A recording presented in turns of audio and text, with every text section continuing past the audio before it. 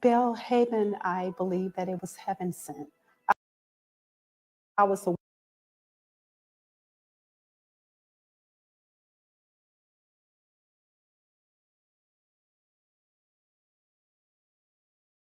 This is We All Be News-Free Dixie for the 21st century. See how it works? Somewhere. Can you dig it? And so just want you to know.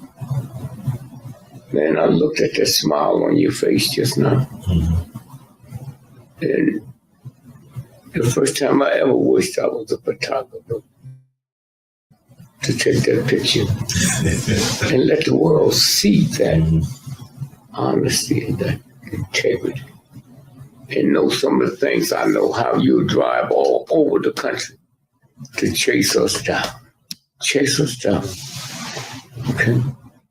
We move so fast. I don't know if you're married, I don't know if you're a family, I don't know if you're a wife.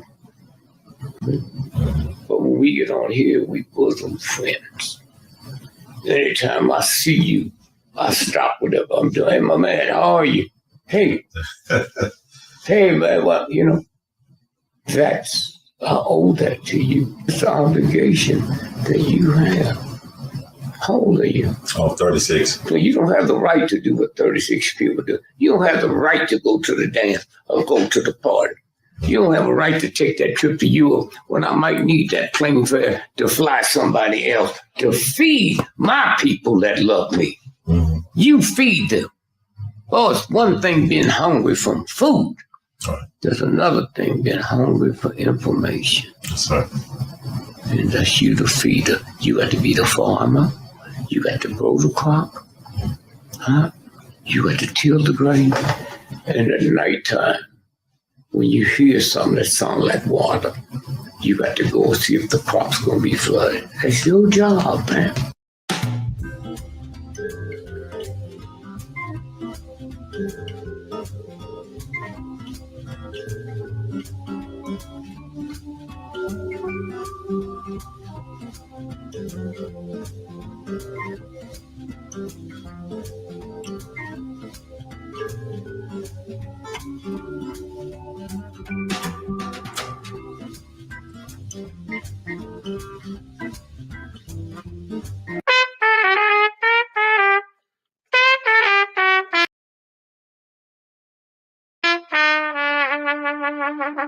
Hey, everybody, this is Brother Ron. I am asking you all to do me a big favor. Think about supporting the We All Be movement. Your donation is tax deductible. The We All Be Group Incorporated is a recognized 501c3. And I'm just asking you all because I want to keep on bringing y'all quality work through the way that I know how to do best. And I'm going to sing my praises and toot my horn. A lot of y'all were not hip to Dick Gregory until Brother Ron brought him on the We All Be platform, until that jingle review we did. Y'all seen another side of Judge Joe Brown, and Judge Joe Brown's message has been amplified. But it was We All Be that brought Judge Joe Brown to y'all back in 2014. And so many others. And we covered so many things. So help us out so we can help you all. Peace.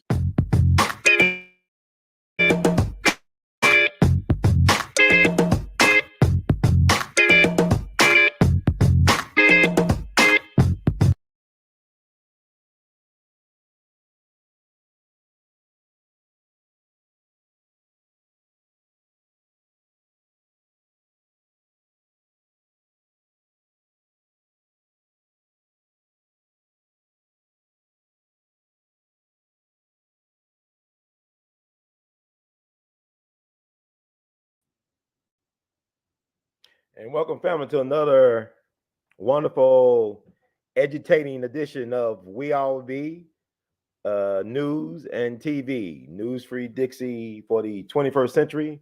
I'm your host for this empowerment segment, Brother Ron, also known as R2C2H2, the artivist. And I hope everybody's having a fine, easy like Sunday morning, all Sunday long, man. I hope y'all are enjoying yourselves. Got your favorite refreshments and foods or food and beverages, and you're looking at your foosball, your football, whatever you want to call it. Quite frankly, right now, I'm more interested in tarot card readings on YouTube than I am in football.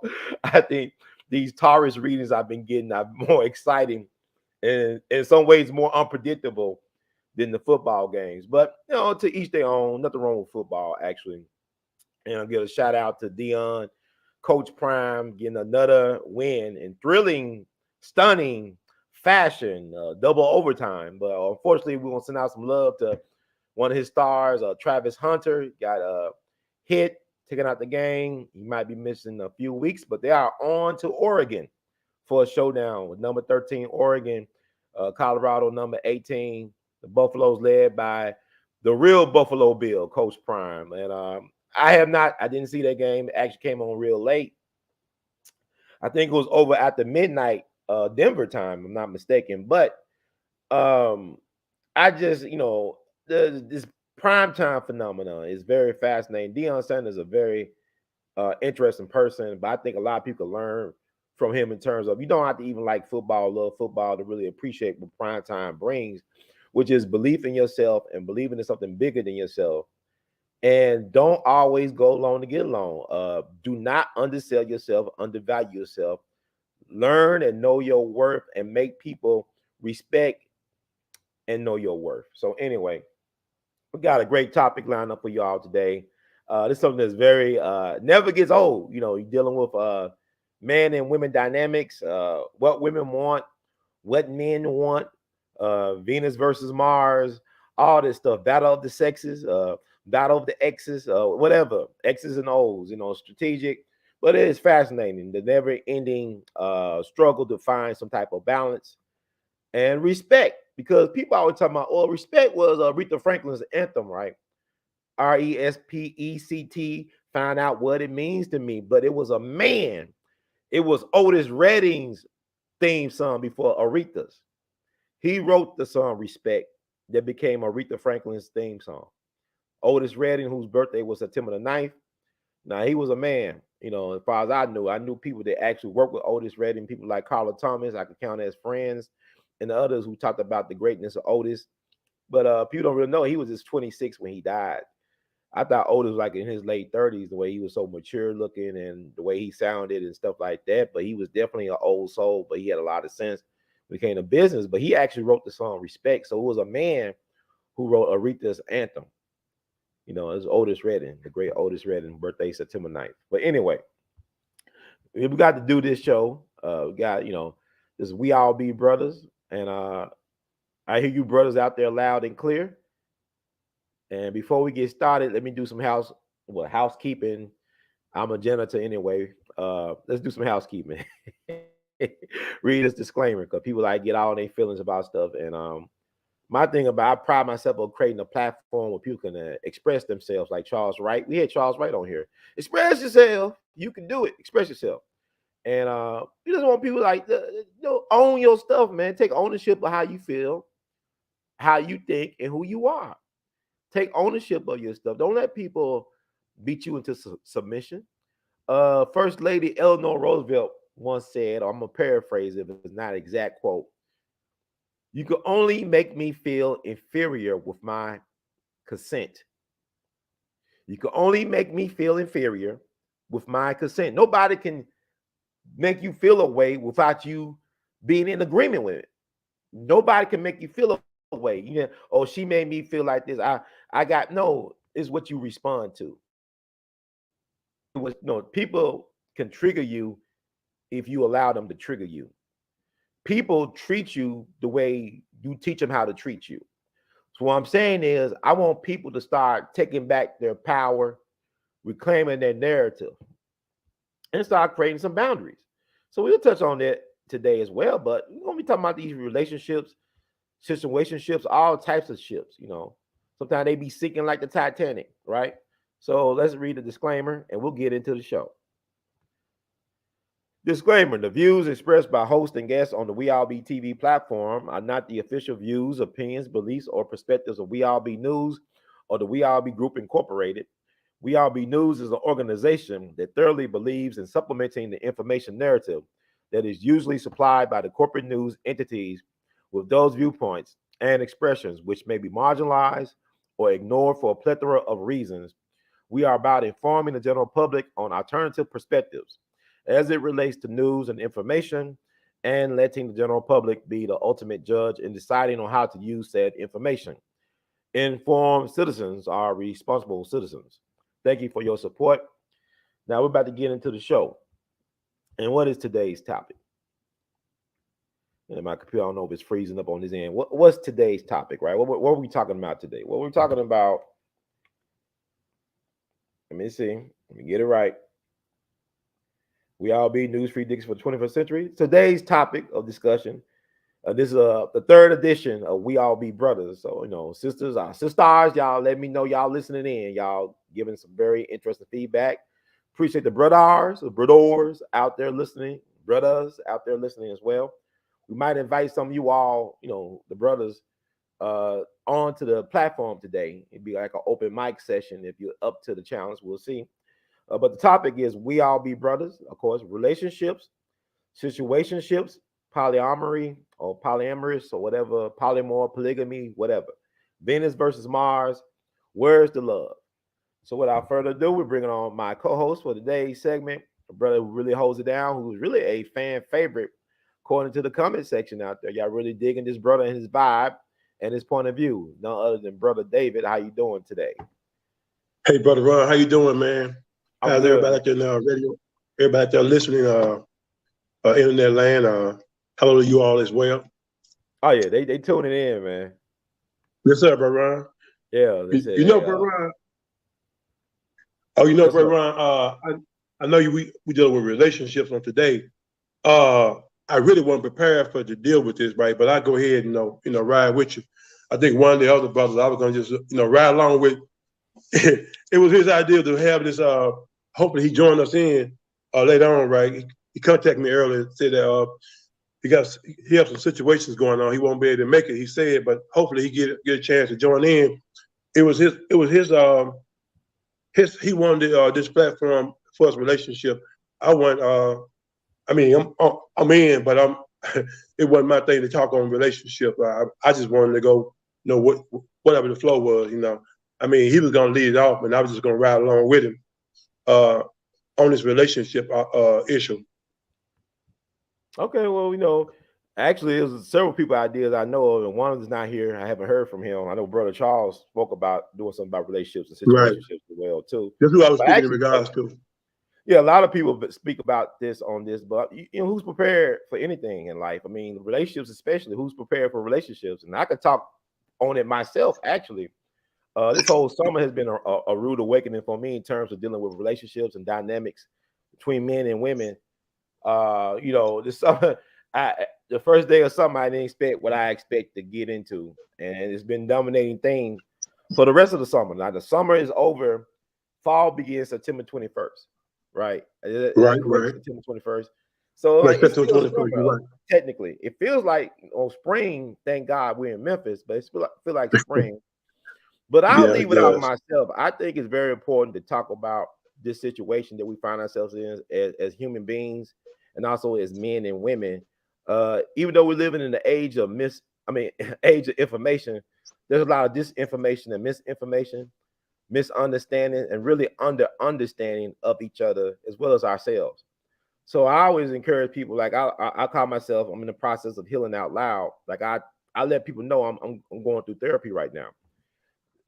Tipping point was a relationship that didn't turn out the way I would have liked for it to turn out. So my thing is, I want people to talk about if they're comfortable, but really, you should never be too comfortable where you stop really living a life that you enjoy to live or you want to live. And also, I want to encourage people, don't be afraid to be yourself in any relationship. Be your authentic self. Don't be afraid of being rejected, because sometimes, like they say, rejection is God's protection. But also, brother, what you said, I mean, you talked to me over a month ago, actually, I think, when I'm going through the process I'm going through with therapy and stuff like that. You said, Ron, it's all about this. It's never a loss, it's a learn. Sometimes you win, sometimes you learn. It's never a loss. Because if you learn something from the experience, you didn't lose. You gained something. That's right. So what do you think about that, brother? That's right, brother. It's your words. It's not a loss. That's right, brother. in any relationship, there's always I look at it. There's always a learning from any relationship. Whether you walk away from it better or you walk away from it, neutral, whatever the case may be. Oftentimes, people walk away. What happened, Brother David? We lost Brother David. He'll come back in. You called it a Okay, quit. got Brother David back. Okay, you got cut out, Brother David. Go ahead. Okay, yeah. I was saying that most relationships, you always walk away with a learning lesson. I mean, whether it be painful, whether it be however you want to look at it, is that when you're in a relationship, you should always be learning. You should always be learning yourself as well as learning somebody else. And I think in a relationship, for a relationship to be successful, going biblical, the Bible saying all that get the understanding. If you don't understand who you're dealing with, first of all, you got to understand yourself. You got to know for a relationship to be positive. When I say positive, yeah, you're going to have some ups and downs in any relationship. I don't care, you can talk that talk about, I'm a Christian and all that. I understand. But you're going to have some up and down, if you're in a relationship long enough, things are going to come up, problems going to come up, issues are going to come up. It's all about how you deal with them. First of all, when you know that to know someone else is clever, but to know thyself is enlightening. So, when I know myself, I understand myself, I understand what I do and don't want, do and don't need in my life, then I think that's enlightening. Because I realize the choices that I make, they got cause, they have effect to them. There's cause and effect, in anything you do, choices you make this choice now, whatever causes that are going to come out of it, be it good or bad, it's going to come up later on. So, I realize it's one thing, understanding who I am can make it better for who I choose I want to be with or who choose to be with me. Because when you don't know yourself, you all over the place, man, you're going to go out there and find somebody that's all over the place just like you. And you got two confused people together. So, you want to build something positive, right? Know yourself first and know what you want. Know what you bring to the table and know what you're looking for when you bring somebody else to the table. Do they have those qualities, those values that you need to not to make you, but to enhance you? That's just like salt and pepper. Man, salt and pepper don't make that steak taste no better. It just enhances the flavor. That's right. Steak got its own flavor, man, by itself. When you add those seasonings to it, it's just only gonna enhance. It's gonna enhance. So when somebody come into our lives, man, they either gonna bring a positive or bring a negative. They're gonna take or they're gonna give.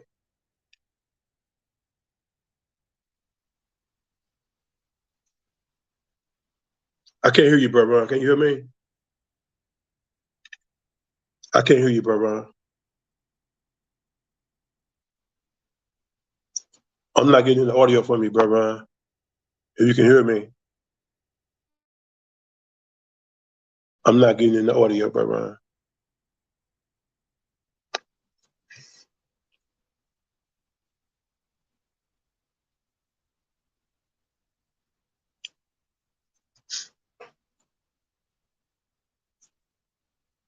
I can't hear you.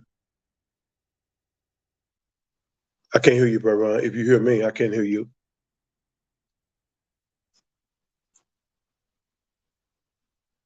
I can't hear you, bro, Ron. If you can hear me.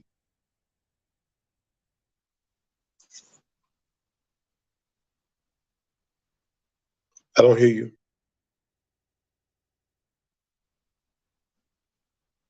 But Ron, I can't hear you. If you can hear me, I can't hear you.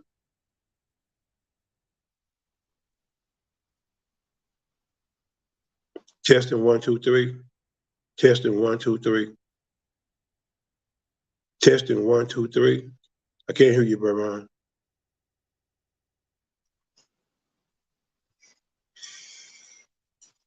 No audio. No audio. Got no audio, bro, Ron. Can't hear you, man. Cannot hear you. No audio.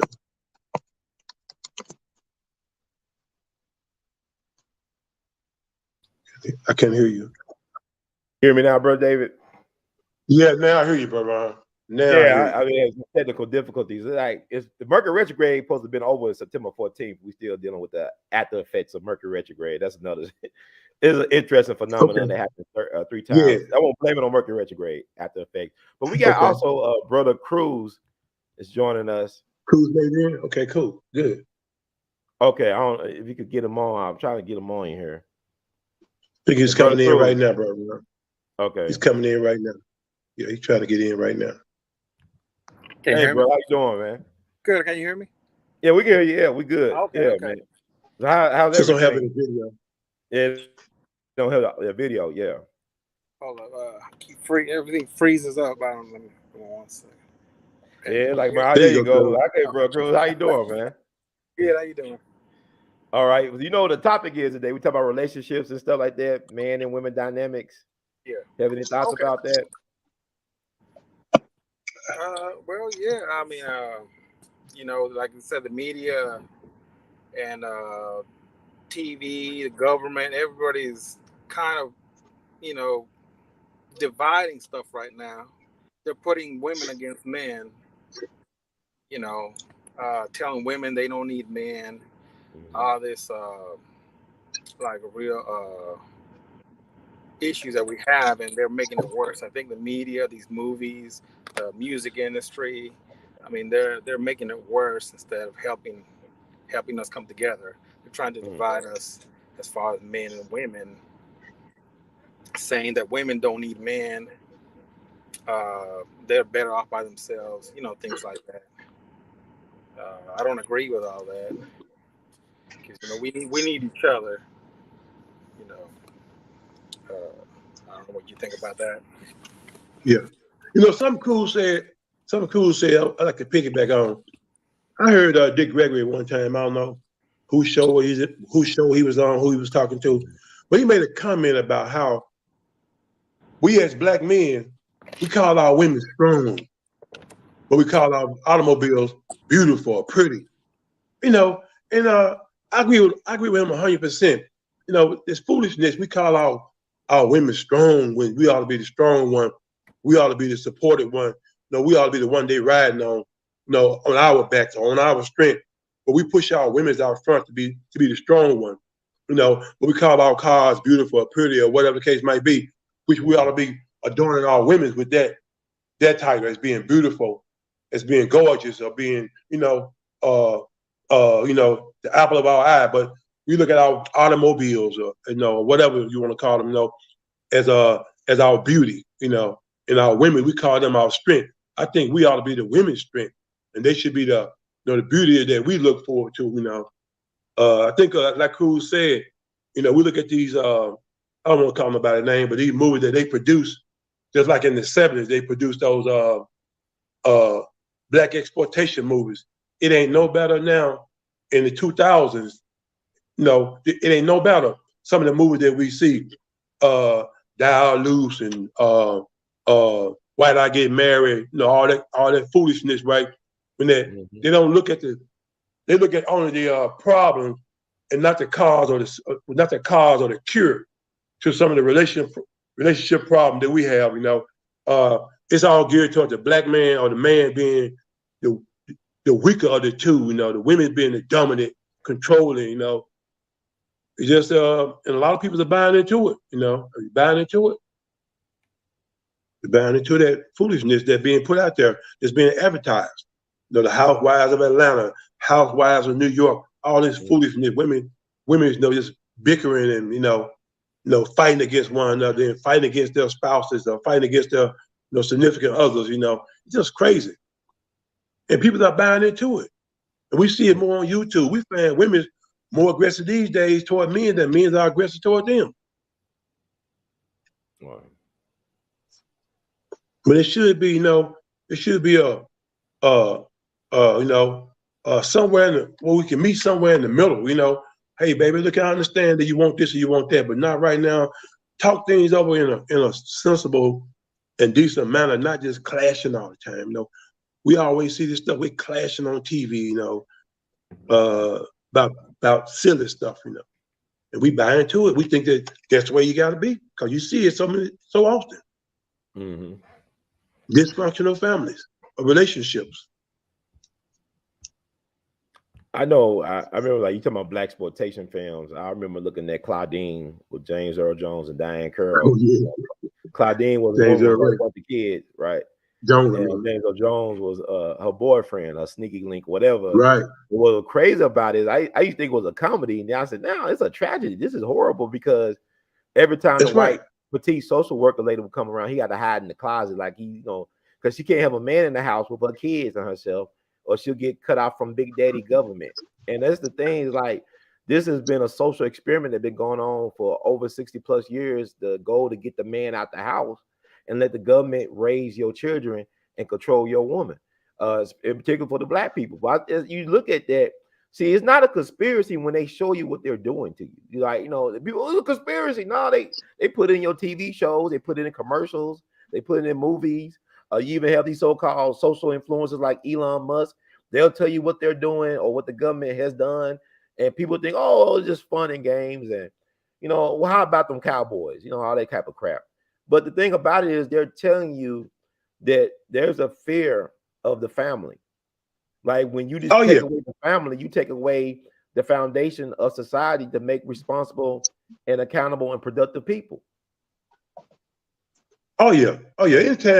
Anytime you can cause the family to be more dysfunctional than what it is already starting out. I can't think of many families in America that's not dysfunctional. But when you look at, man, to the degree that a lot of families are today, it's mad, But Ron, you said something, man. I can't remember exactly where I read it, when I read it, but Lyndon Baines Johnson, under his administration, that's what they plotted to get the black man, out of the household. That's where that plot came from. I can't remember what I read, how long ago I read it, but that was under the Lyndon Baines Johnson administration that they brought that in. We give you food stamp, we give you welfare, get the man out of the house, so we can control how your children are raised, without a strong man or male figure in the house, they understand that when women are in leadership roles, sometimes as far as a matriarch, there is no patriarch in the family. They understand the damage being done. It's just, I'm not knocking a matriarch. That's what happened. I mean, if it ended up being there, I can't knock that.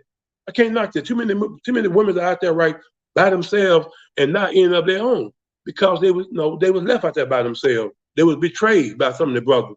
But I'm saying, when you find that women by and large in charge, in leadership over the men, what do you get? What do you get? You get what we got right now. Men acting like women, the women acting like men. Men are more feminine. You can't step on a guy's shoe right now. Touch them brand new white Nikes and watch what Jordans and watch what happens. They gonna smack you around, shoot you up, bang, bang, all that, just because you scuffed up their tennis shoe. A man life tennis shoes mean more than another man's life. No, it's crazy. It's mad. So, but then you find more men acting more feminine these days than women. Right. I mean, come on, man. I mean, man say something about you or whatever, this or that, you got to go off. That's just his opinion. So, but I find that when women are left in charge by themselves, to run a household with kids, right? Mm-hmm. This is what society, ended up boiling down to, what we see today out there in those streets, man. Because of relationships gone bad between the man and the woman, the kids left in the middle. I know I may have deviated a little bit from what we were talking about, but that's what happened. No, it's not deviation. It's actually a narrative that's part of a bigger narrative that needs to be talked about more often in honest and open spaces. And we got a person we're going to add. First time we all be brother in arms. This is the one and only Brother Charles. How you doing, Brother Charles? The right Reverend. Hey, can you hear me? Yeah, we can hear you. Yes, sir. Okay, good. How my brothers doing, man? Thank you for having me on, Ron. I'm glad to be with y'all. Sorry I'm a little late. I had a little issue going on with my internet. Couldn't even get it on my phone, but I'm here now. Thank you. You here? You supposed to be here. How you doing? I'm doing good. All right. So what we're talking about, the topic, right? We heard a little bit of it. What's your take on anything of that? The relationships and I believe in my heart that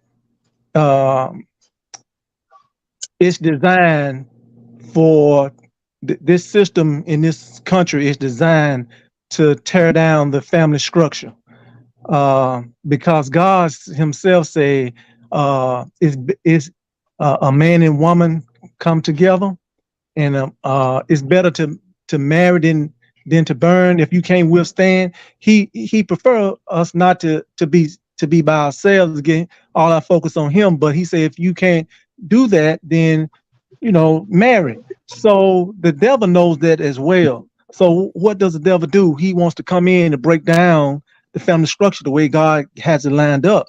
But I think the number one issue is the when you look at it,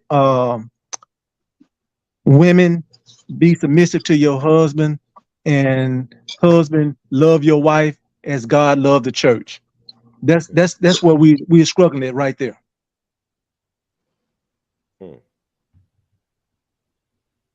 Anybody will follow up on that? That's an interesting take.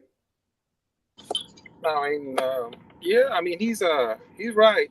But like Dave was saying earlier, we got the media, government, and everybody against that. We have these commercials always put the man like he's dumb, he can't do anything. If he can't follow the map to the road.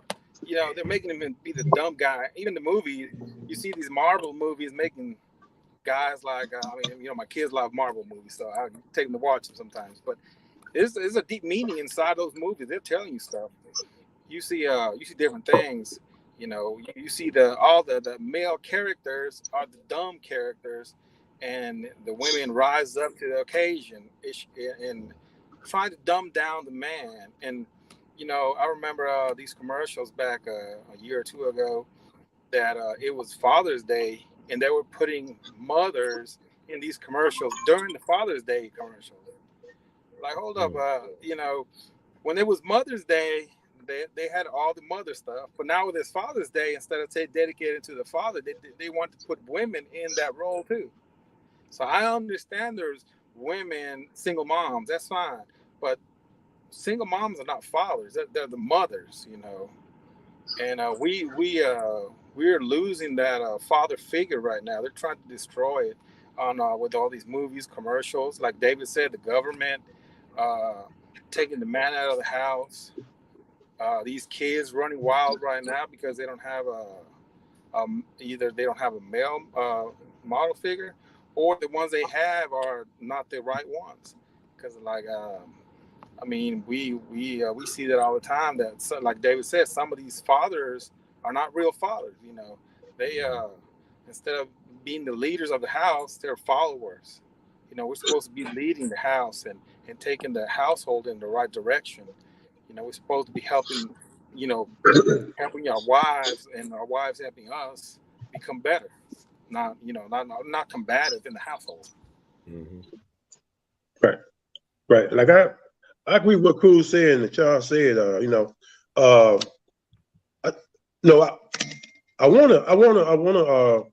want to walk carefully or walk lightly, because I don't, not that I'm saying I don't want to offend anybody, but what I'm saying is right.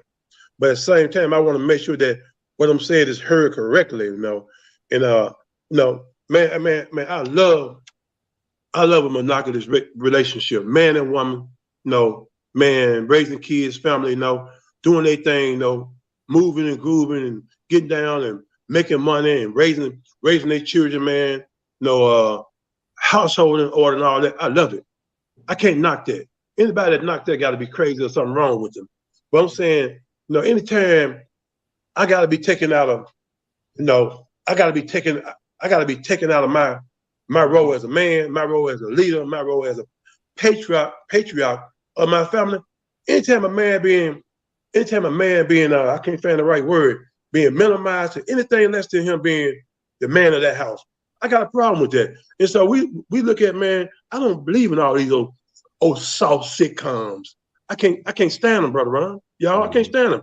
These old soft sitcoms where a man can't be a man. Oh, he's intimidating. Oh, he's threatening. No. What kind of man you want when somebody come breaking in the house? Right. Oh, hey, baby, it's 3:00 in the morning. Hey, baby, get up and go see who it is downstairs. Hey, man, you ain't got to ask me. I'm already down there. and I just pity the fool that try to get in through that window. I just pity the fool, you know. So I pity the fool when I'm out, you know, me and my family, me and my significant other, and somebody want to come up. Man, sometimes y'all, I understand disrespect. People gonna say stuff. Man, she fine this and fine that. Why the man is standing right there? Man, keep on moving. You ain't going. She ain't going home with him. But when he put his hands on her, touch her, or do something stupid, that's when you step in, man. No, but let a person run their mouth. Let them say what they want to say. You can't control another human being. Let them say what they want to say. But I'm saying that's why. But I'm gonna tell you, I got these five things right here that I look at is the cornerstone to any relationship. Okay. Be it a new relationship, be it an old relationship, a relationship in action right now. These five things, these five ingredients, it's me saying this now. With these five ingredients missing, I found a relationship, man. It's on the path to doom. You don't have respect right up front. Right up front, man, you gotta have respect. Mm-hmm. From the man to that woman, the woman to that man, respect. You know, well, let me back up, because there's a sixth element, right? But I want to say the sixth element on the end, but it's the most important element. I already said it earlier. First thing first, respect. You don't have respect. When a woman lose respect for a man, it's done. When a man lose respect for a woman, it's done. It's a done deal, baby. It's over with. Time just being prolonged or being wasted. All right. Secondly, right, honesty. There ain't no honesty there. No, what I'm talking about, oh, that's my friend, so and so, so and so. He your friend. That's a code word, baby. That's a code word. We ain't gonna go there. We're gonna stop right there. That's a code word. And players know what time that is. Players, you know what I'm talking about. Y'all out there, y'all hear me. Females and male. Next is trust. I can't trust you, baby. No, when I can't trust you, what you got? Hey, man, ain't nothing but a sex game. If y'all being intimate with each other. You know, you're wasting time, whatever the case might be. Then, if there ain't no loyalty, hey, man, there ain't no, you gotta be, I mean, you ain't down with me? What I need you for? Loyalty is very important. Because when I turn my back, you got me. You know, and last, number 5 is commitment. You ain't committed to me? Well, I need something done. I can't trust you to get it done. You can't trust me to get it done. You can't, my tie gone flat on my car. I'm at work. Hey, look here, boss. I gotta leave for a few hours. Go take care of my baby, get her car going. I gotta use 2 hours of vacation time. Hey, no problem. I'm there. Commitment. And now, number 6, what galvanized all 5 of these things together, as I said earlier. Number 6, right, is understanding. The Bible says, all that getting, get the understanding. Listen to me, viewers. Understanding trumps love. Love ain't got nothing to do with understanding. Love ain't got nothing to do with understanding. Love and understanding is 2 different things. If I don't understand you, I can still love you. I can love you for various reasons. But I don't understand you. So you ain't got no understanding, man. These five ingredients, right, will get thrown out with the wash water. They don't mean nothing. So then you don't have respect, honesty, trust, loyalty, commitment, combined with understanding who you with, who you are. Man, I hope I ain't say too much, y'all, but yeah, you point on. Yeah. I had to throw that in there. I would like to say, and Dave, I agree with you 100%, man. You touched, you hit some great points, man. I want to take it to the foundation, though. This is what I'm gonna say. Even when Adam and Eve was in the garden, and you know, everybody knows the story, right? But God Himself said, "Thy desire shall be for thy husband, and thy husband shall rule over you." But the problem is, you are not my boss. You can't tell me what to do. You're gonna talk down to me. But the problem is, God lined it up this way for a reason. We know God is a God of order. And when you get out of those order that He have, then you have chaos and confusion, and things doesn't work. So a woman has to understand, even though her desire for a husband, because every woman wants to be married just about. I mean, most women do, and most women do want a good man. But so in other words, we what God has lined up when he says the husband is the head of the house, like God is head of the church. And women, be submissive to your husband. And husband, love your wife as God loved the church. Now we all know that God loves is unconditional, a wonderful, great love. So if God telling the man to love his wife, then we have to love the woman the same way God is telling the woman to be submissive. But the problem is that, now I ain't gonna put it all on the woman, cause and I'm gonna get to the men in just a second, but women won't even give the relationship a chance. She won't even be submissive to give it a chance to see how things would go. Right off the bat, it's all about her.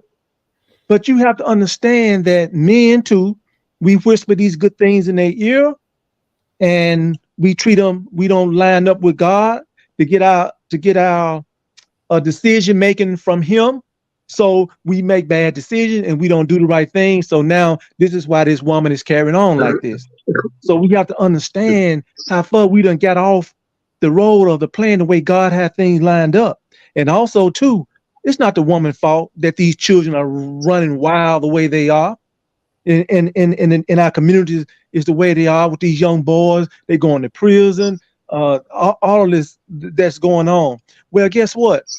We whisper these good things in these women's ear. We have sex with them. We get them pregnant, and then now we don't want to be with them, or we fall out. But you have to understand that child is still yours, whether you want to be with that woman or not. And the problem is, it's not the woman's fault, because God didn't create them to be disciplined. He created them to be gentle, soft, nourishing. They nourish the child. That's why when they get the baby, they got the breastfeed the baby. She nourished the baby, not the man. He's the discipline and the protector and the provider. So, but out of all of this, you see how far we get off with God. So now these women are raising these boys. And even in the book of Isaiah, the Bible tells us that our children would be on the corner like wild bulls in a net. And you know what that means? That means that they shooting at each other in the community on the streets. They selling drugs out there in the streets. They doing donuts in the middle of the streets at the intersection. This is what God was saying that was going to happen, because when a woman is the head, I'm almost done, because when a woman is the head, the Bible said that the children are the oppressors. And that's why you see what you see today. And it's both our fault. It's the man's fault as well. You won't take responsibility for what you did. You went and whispered in her ear. You saw the hips or whatever you saw about her, and you laid down with her. Now you got a child, and now you don't want to provide for the child or spend time with her because you're not with the woman. Well, guess what? It's still your commitment and your duty to take care of them children. Because that young girl needs a father, just like that young boy needs a father more than anything.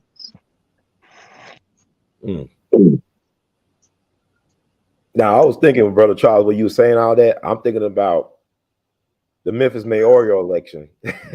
We got early voting that started a couple of days ago, and I don't care how I feel. I mean, look, I'm speaking for myself. I can't speak for nobody else. I don't speak for the platform. But the next mayor cannot be a woman. The next mayor of Memphis cannot be a woman. I'm gonna tell you why. Because what you just touched on, we got a woman police chief. See how chaotic the Memphis Police Department is, and they watching the kids do donuts, not doing nothing. But you can't name me one woman mayor in American history that really was a great one. I can't think of one woman mayor that made an impact anywhere on a level of. I can think about Marion Barry. I could say Maynard Jackson. I could say a couple of black man mayors that did some significant things. I can't think of one. Look at Baltimore. They had several women mayors. Look at, that's a mess. But anyway, no, I think people need to be honest. We can't have women in all levels of leadership. It just ain't gonna work. I mean, it is what it is. It's not me saying it, but go ahead. But y'all hit on several things a couple of things I want to piggyback on. I wish I would have wrote them down while he was talking. The last one about a man being in young girls' lives and young boys' lives. I've learned the hard way that a mother is a young boy's first love, and a young boy, dad is young girl's first love. And so when you have a mother and father in a home that's conflicting with each other, combating with each other, mother saying one thing, dad saying another thing. Young girl not getting the pampering, the loving, the kissing, the hugging from her dad as she need. Young boy not getting the nurturing, whatever he need from the mother. So then now, because most young boys, right, most young men, when mother's their first love, they go out there and find young girls with the character of their mother, not necessarily look like her, but the character of her mother, of their mother, the character of her father. It was something said by Steve Harvey's wife that brother Jim Townsend mentioned about the relationship with him and Margie and her father. Margie wanted a man who was just like her father. And Steve Harvey fitted all that. Provider, protector, all that. And then that's why she gravitated so hard to Steve Harvey, because she told Jim, I found a man just like my dad. And that was Steve Harvey. So then that's why she gravitated to him so strongly. Of course, Jim Townsend was in jail. I got to read the book as well, y'all. But this from videos I saw online, Jim Townsend talking about he and Margie relationship, her and Steve relationship from what he knows.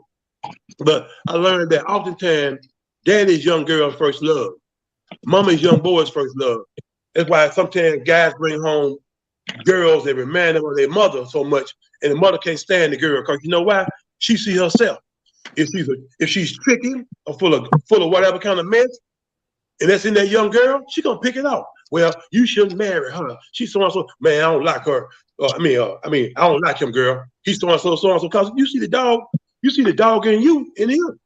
That's why you don't like him. He reminds you too much of yourself. But then when you come to understand that, hey man, sit the young man down and talk to him. Sit the young girl down and talk to her. Hey baby, what do you see in my son? What do you see in my daughter? I know my son. I know the kind of guy he is. He's full of this and he's full of that. I want you to be, because see man, how many guys gonna warn their son's girlfriend of their son, knowing their son ain't no good? How many mothers gonna warn their daughter's boyfriend of her knowing she ain't no good, knowing she tricky and stuff? Not many, but keeping it real. Another thing Charles said was that in the human race, in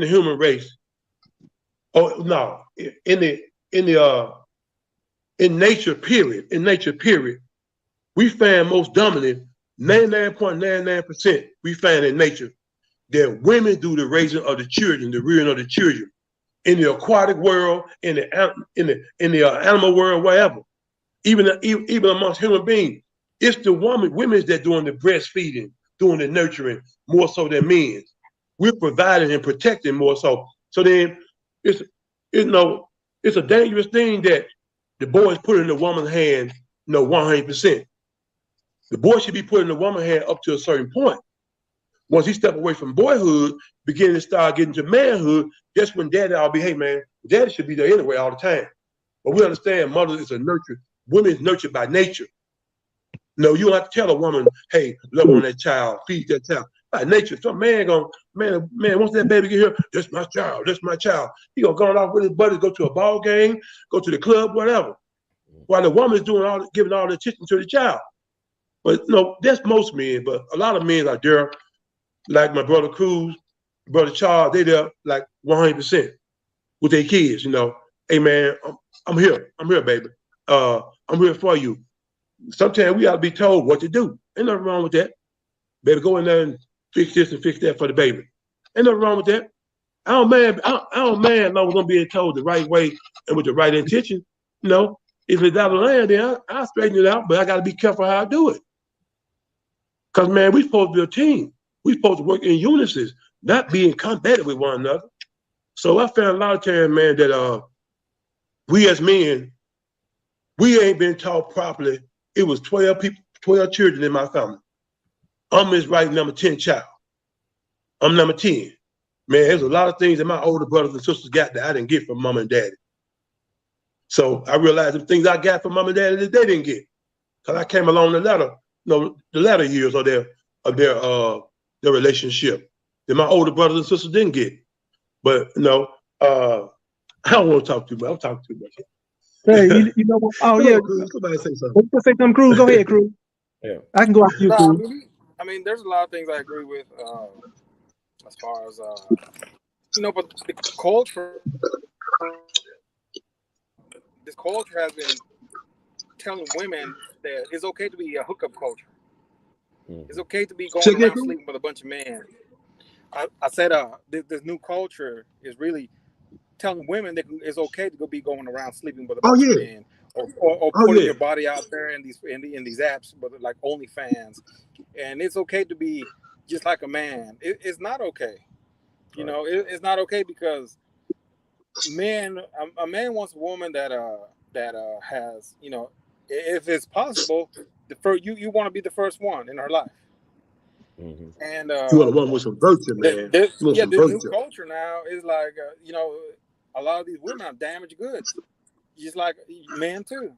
Men are doing this hookup culture, trying to sleep with a bunch of women, and on TV they're showing you it's okay, but right it's on, not brother. okay. It's not okay.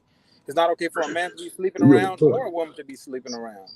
We're supposed to be, respected of each other, but that's what they show on TV. They show on TV that, hey, women can do it, men can do it. It's just like I said, it's just stuff they teach you on TV, on these shows, on the government, and it's like a part of you gets lost, like you said, you were quoting the Bible earlier. What happens when you sleep around with another woman? And that spirit also gets in you too. Soul ties, cool. So you have to be real careful, because a lot of men right now are going, instead of saying I want to marry this woman because I'm in love, it's actually lust.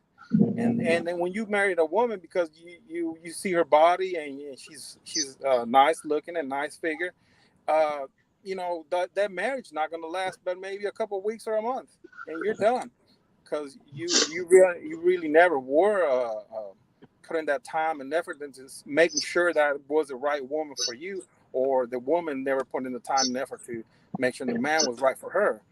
There's a lot of women that they like the bad boys, but then when they get into an age where they don't have that body anymore, they don't look the same way they do, and the bad boys don't want them anymore. Now they want to go for the good guys, the guys who they never even looked at when they were younger. They didn't even want to touch those guys. The guys who were, trying to work, trying to make it get a good job, get a good education. They wouldn't even look at those guys back then, and now they want them because the bad boys they wanted, they don't give them time of day now. So it's a big mess, and then we have to find a way out of that. Man, I agree 100%, Cruz. I agree 100%. And a lot of times women don't be realizing that men neither, right? Women, trust you, me. My sisters, I'm not trying to beat nobody up. I'm not trying to talk nobody down. But because those doggish men out there, they out for what they out for. And every time every man you sleep with, it's a scientific fact. It's a scientific fact. Every man you have slept with or sleep with, he leaves his DNA. If he deposited in you, he leaves his DNA behind in you. It's a scientific fact. And sometimes women's trying to figure out, right, what's wrong? What's wrong with me? Why I'm acting this way? Why I feel this way? It's because that man has deposited something in you that you don't really realize that he left himself in you. He left a piece of him in you. And so you got what's now called soul ties. The Bible says that when a man sleeps with a woman, the two become one. Two become one. And now you got what's called a soul tie out there, right? Trying to figure out, why am I still latched on to this person, even though we ain't together no more? They called me this and called me that kind of problem. Why am I still deviating in my mind toward this man or toward this person? Because you know, there's a soul tie there. That's a lot right. of times we don't realize that there's a soul tie. You know, That's right. There's a depiction out there on the internet. Go to Google soul tie, and you'll see a picture of a woman with her breasts open up. All those souls of the men that she had been with inside of her. Yeah, I You saw know, that. like Cool was saying earlier. Excuse me, Charles. No, I saw that. Yeah, go ahead. Yeah, okay. Like Cool was saying earlier, every man wants a virtuous woman, a virtuous woman. Every man wants a virtuous woman. I mean, we understand, man. Come on now. At the age we at now, everybody on the platform is 40 or above. We know that, and I'm older than that. We all know that you ain't finna go out there and meet no woman this day and time, and she ain't been with somebody else besides you. Right. That's right. I mean, come on, man. You know, and you know what, Dave? Yeah, I'm sorry. Go ahead, Dave. I mean, I was trying to add on to what you were saying before I forgot my thought, but go ahead. I got it now. Go ahead, Charles. Yeah, because you said something, I thought about it, then I forgot. Then you started talking again. Now it came back to me. I just want to mention, piggyback on what you were saying. Men, because I know I was beating up the women, seemed like a little bit when I first spoke, but going back to the foundation of what God say, how can you be a man of God, call yourself a God-fearing man, go to church, stand before the altar, pray, you a deacon in church, and you well known in the community, you're doing pretty good, got a nice job, and you're doing well and everything. But God himself said, you can get on your knees all you want to, you can pray to me all you want to. I won't even hear your prayers if you ain't treating your wife right. So if you a man, God-fearing man, you praying and whatever, God said he will not hear your prayers because you are abusing and mistreating your wife, whether it's physically, mentally, spiritual, or whatever it may be. So that tell us right there. I want to throw that out there for the women, so it would look like I was one-sided, because I'm not. This is a two-way thing. But I think overall we fail to realize is that the woman is the weakest vessel, and that don't mean that.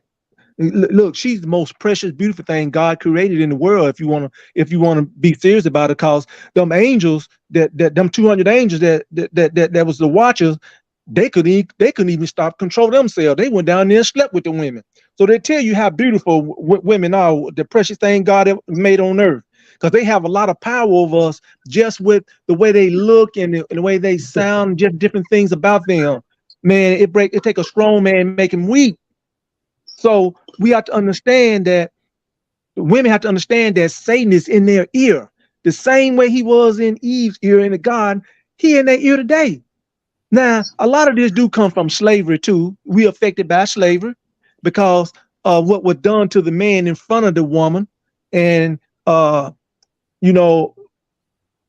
race, as far as I know, is the only race where they say, well, I'm an independent black woman. She doing good for herself. And but where your man? Where your husband? Your life is not complete with that. I don't care what you have accomplished. I don't care what you are doing.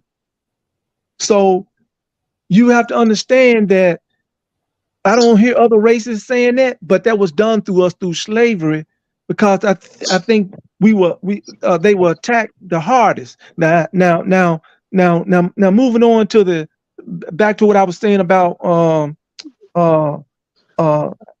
what God was saying about marriage. God was saying that the head of every man is Christ, and the head of every woman is the man, and the head of Christ is God. Now that's an order right there for you. I mean, that's an order. You know what I'm saying? Even God is the head of Christ. So why did he line it up like that would be my answer. So since we all off track today and we fighting against the demonic system, so the family structure won't be built, I want women too to keep one thing in mind, that we are not, that these God-fearing men that are here for you, you're going to have to trust us. You're going to have to give us a chance to show that we can be good men. We can provide for you. We can treat you right like God said. It's out there, the media in the world is just putting it out there like it's none of us, because they want to brainwash you with that. So I just want them to stay motivated and positive, and remember that if a wife, when the Bible say that a man found a wife, he found a good thing, that woman, she's already a wife. You don't get with her and just make her a wife. Her characters, her personality, everything she does, the way she carries herself, she's already a wife. You just found a good thing. So, you know, hats off to all the women. That's why we pull out your chair for you. That's why we open the door for you. That's why we carry you over the threshold. This is why we get on one knee, because God said we the protector, we the servant, and you can't be the head that way. And when you the head, we are under a curse. So it doesn't mean that you are not important, that God don't love you as well. It means that we are here to protect you, because we know how deceitful Satan is.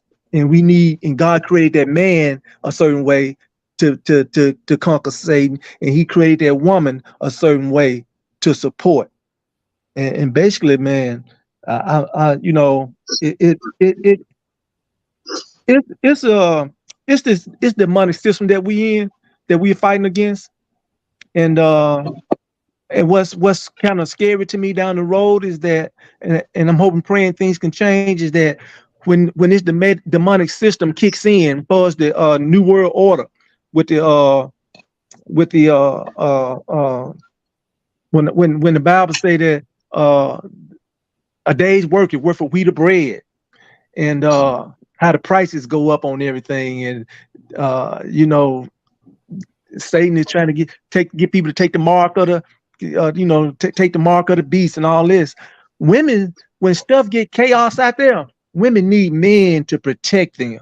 Women need men to cover them. Even the Bible speaks about when a woman husband get killed or die, how she's a widow, how we all supposed to step in, how the church should step in, and we should help this woman and all that. I mean, God said that for a reason, because he knew. He knew.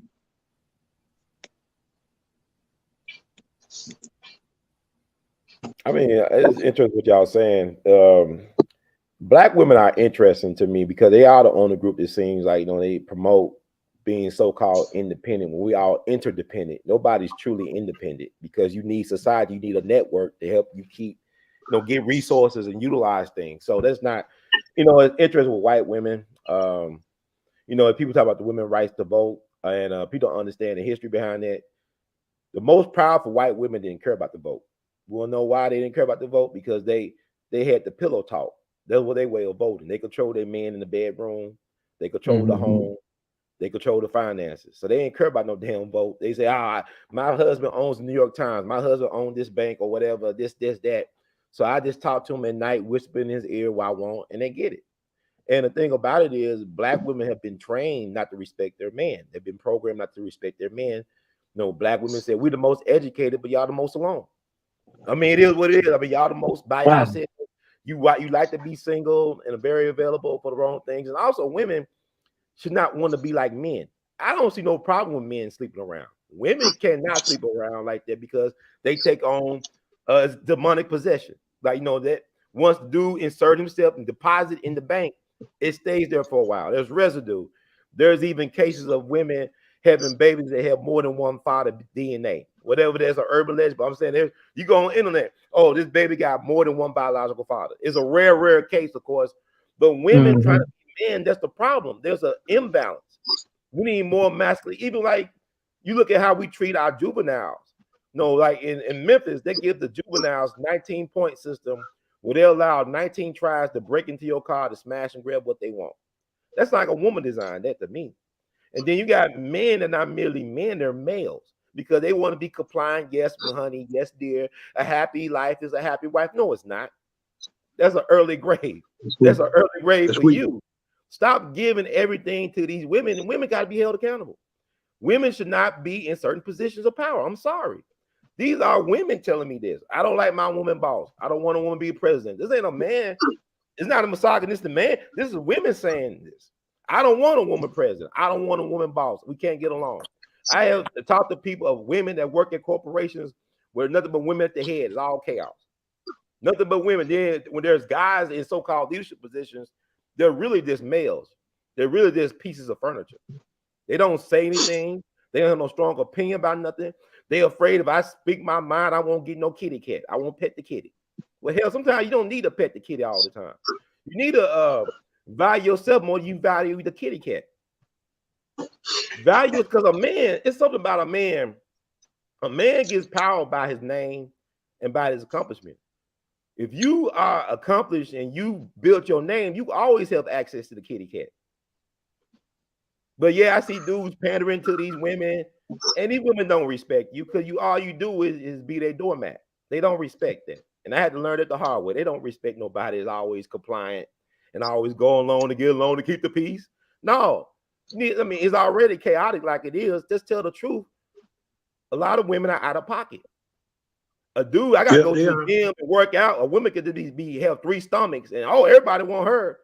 Wear all this crazy weave and all these long 8-foot peacock style eyelashes. Oh, she's a queen. No, you want a queen look like? Go back to them Jet Beauty of the Week magazines from the 50s. Jet magazine got their whole archive online. Look at the Jet Beauty of the Week from the 50s and 60s and 70s. Look at what we call beauty now. And compare how they was. You had black women with some class, with some intelligence, with some knowledge of self. You had some real queens. And I'm not saying all, but I mean, it's like what I see right now leaves a lot to be desired. I'm be honest with you. And I'm not going to get put up with it just because they women. They need to hear the truth. What's that, Cruz? Stop being a man. You need to choose to be a man. Not because you got a penis and balls. You're just a male. Be a man. Speak your mind and stand on something. And stop pandering to these people. Jesus Christ. Yeah, I said beautiful women really don't need no makeup. Right. Women don't need no makeup. To me, a woman is attractive without no makeup. Yeah. A lot of them are. Yeah. I don't know if you ever heard people saying, well, if the wife's not happy, nobody's happy. Like, no, if she's not happy, that's on her. I'm going to be happy. That's right. Ron? Saying, if the wife's not happy, nobody's happy. No, if she's not happy, she's going to have to make herself happy because I'm going to be happy. That's right. It's a choice. You're not responsible for happy. You're not responsible for that. I'm with you on that, Cruz. I'm with you on that, man. But that's why I say understanding come in. That understanding gonna bring a lot of stuff together. Why? When people understand each other, you understand why that woman is not happy, and you can, sit down and have a talk with her. Why that man is not happy, you can sit down and have a talk with him, try to come to some kind of common ground to why. Because it can be a number of things, right, cause a person to be unhappy. But something that Brother Ron said, man, one of the most powerful tools in any relationship between an intimate couple, one of the most powerful tools, man. Man, I guarantee you, y'all out there listening, very few of y'all, I guarantee you, after you finish making love, over in the wee hours in the morning, whenever it may be, 2, 3, 1 o'clock in the morning, whatever, after you finish, how often do you lay there and have pillow talk? Husband and wives. I'm talking about husband and wife. I ain't talking about just relationships. Right. But y'all too. Y'all included too. But husband and wife. How many times when pillow talk you argue? You don't argue in pillow talk. Pillow talk is always calm and serene. Because you done got what you want. You relax, she relax. You done relax her. You done massage her, whatever you want to massage. I ain't talking about her body. But you done massage her, sensually you done massage her. She relaxed now. You relax now.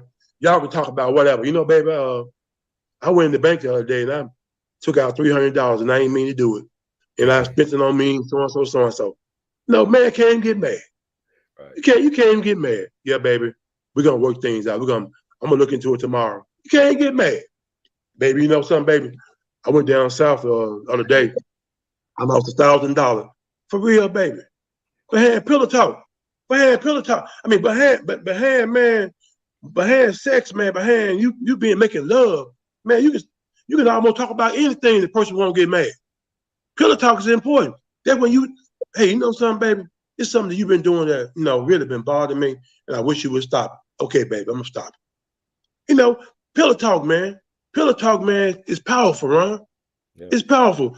And another thing, man, this is a mayoral situation, man. Yeah. No, I'm not talking from a male egotistic point of view, right? No, I don't want no woman being male neither. Right. I don't want no woman being male neither. But I wouldn't mind having a woman that's male if she's gonna be a dog. No. Now we talk about a woman being a dog. You know what that means, right? Tell us. That means something else. But let me explain this right here. About a woman being a dog, she handle her business. Okay. She don't care what folks say, man. It's about getting things done. Man, all these folks that's running. You got Mr. Bonner, Mr. J.W., whatever his name is. You got Mr. All these folks, man. Yeah. What have y'all put on the table that you're gonna do for the city and do for black and brown people in Memphis? Right. That ain't nobody else did. Because Warden did nothing. Right. Harrison did a lot. Warden did absolutely nothing. He built that dog shelter over there, make them folks happy. You put those bike lanes all in the street, and we know why you done that. Right. We know why the bike lanes got put in the street, Mr. Warden. Want us to ask your son why? You know why the bike lane got put in the street. Yeah. Man, hey, so man, don't say it, man. We need to ask these folks, excuse me, y'all. We need to ask these folks, write down to me, give me in a written letter what you plan on doing for the city, and you're gonna put in 100% to try to get it done. Then I'll vote for you. Otherwise, man, I don't care about none of them. Right. I don't care about, I'm ranting right now. I'm upset. I don't care about none of them. Because none of them gonna do nothing but keep on doing the same thing that's going on right now. This is the worst mayor we ever had in this city. We got right now. Worst mayor we ever had. Memphis looked terrible. Yeah, but nationally and locally. Yeah, and you know what? And I don't. I got one last thing, Charles. You don't mind? Okay. And about being a man, being a man, a real bona fide man. I ain't just talking about a male. Cause see, a man gonna stand up for what he believes in, and if he right about his conviction, he don't care what folks say. I don't care about you not liking me. It's things about me I don't like. I know need to be refined. So man, all I want is what's right, is what's best for me, my family, for the city, for the state and nation as wide, nation as a whole. But anytime you stand up and be a man, I'm telling you, I applaud Malcolm, Medgar, I applaud them.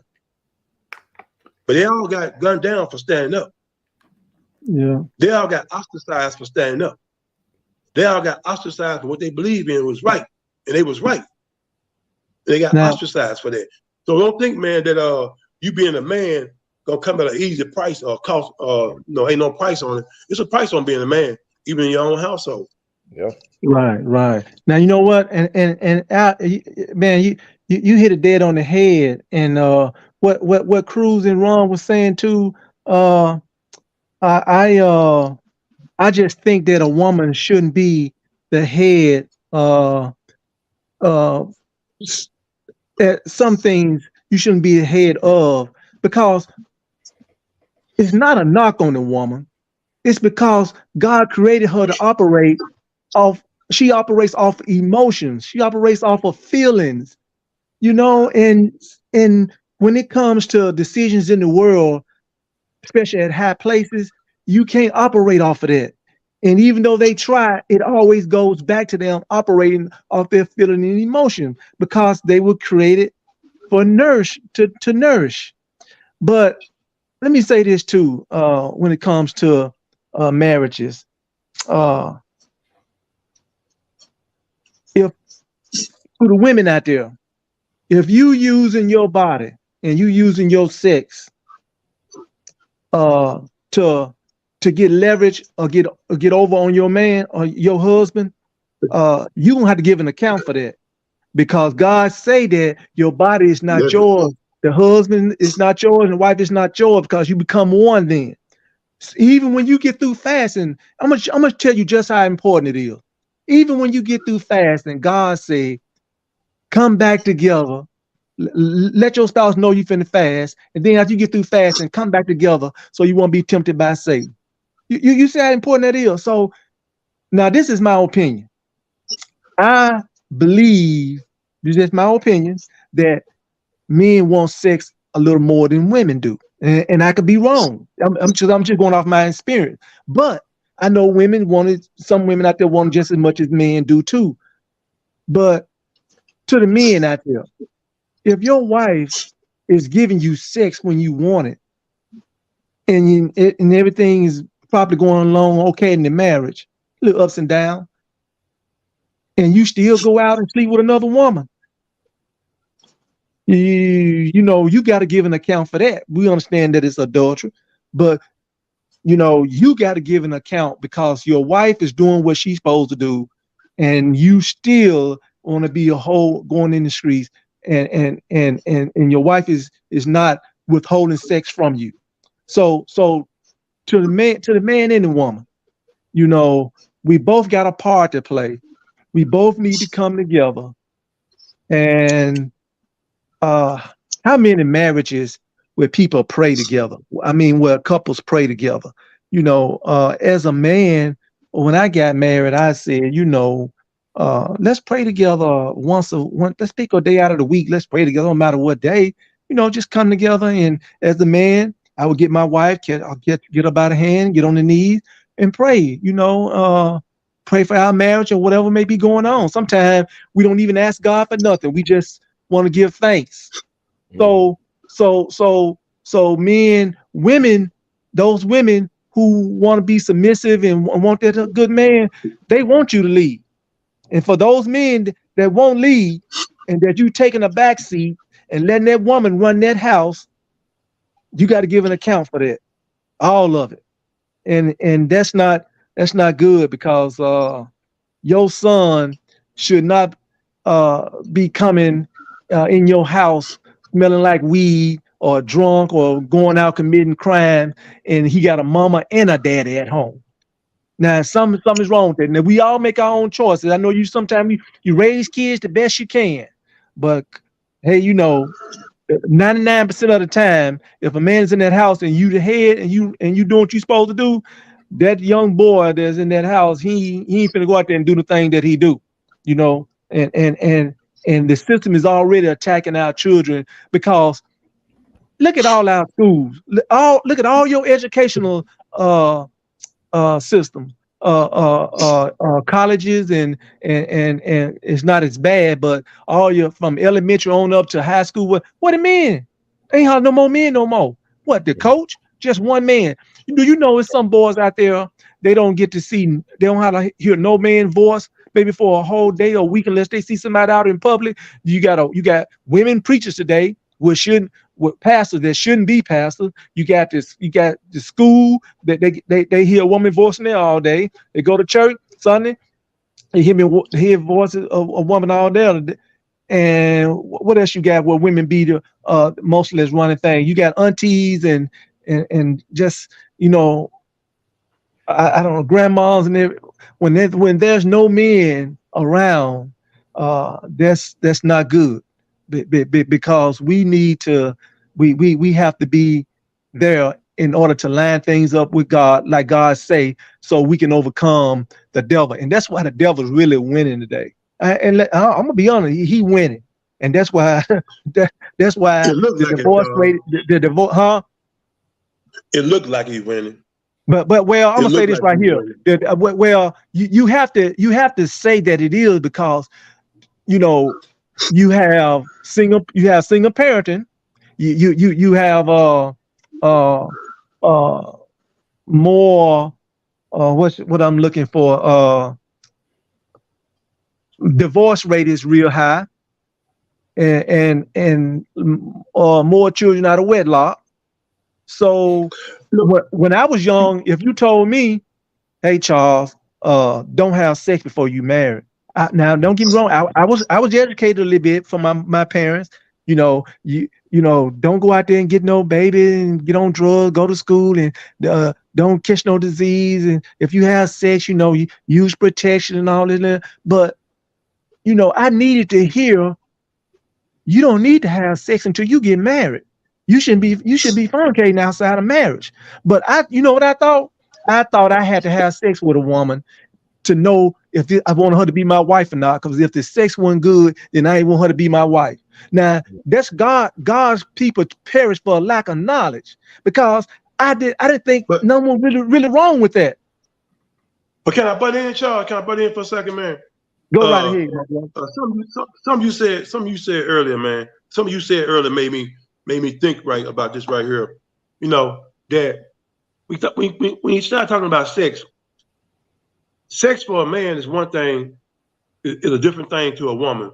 You know, for us it's a physical thing. You know, very very seldom do men get into the mental mentality of sex. Women's are more mental. You call that woman, man, at 8 o'clock in the morning, man. You call that woman at 7 o'clock in the morning, or when you first get up in the morning, right? If she's there with you, and man, good morning, baby. Your voice is a little bit deeper, deeper, it just does something to that woman. She hear that deep voice, and good morning, baby. Something that, you calling her, you making that thing personal, man. And baby, you have a good day, blah, blah, blah, blah. And you put something on her mind, for later on today. Give her something to think about, And so, man, she's sitting up, man, I can't find the right word. She's sitting up, man, salivating, man, about you being with her later on today. Like a dog's here. You put a steak in front of a dog. The dog smell that steak, smell that blood in that steak. He want that steak bad. He starts slobbering and growling and all that. He starts salivating. So, man, when you appeal to that woman, man, and when we appeal to that woman in a certain way, man, get her worked up for later on today, that kind of like open up the gate, man. The floodgate just open up, man. And man, before you, see, a lot of time, man, we as young men, we weren't taught how to man serenade, young guys who were hanging around guys that was players and pimps and all that kind of stuff. Yeah, you heard that kind of stuff. I hung around them. I heard the game. They pouring out there, right? Man, you gotta go hit her with the awful surprise when she unexpected it. First time I met a girl, first time I blew a girl, man, y'all gonna laugh, man. Y'all remember stage planks? Yeah. Stage plank cooking.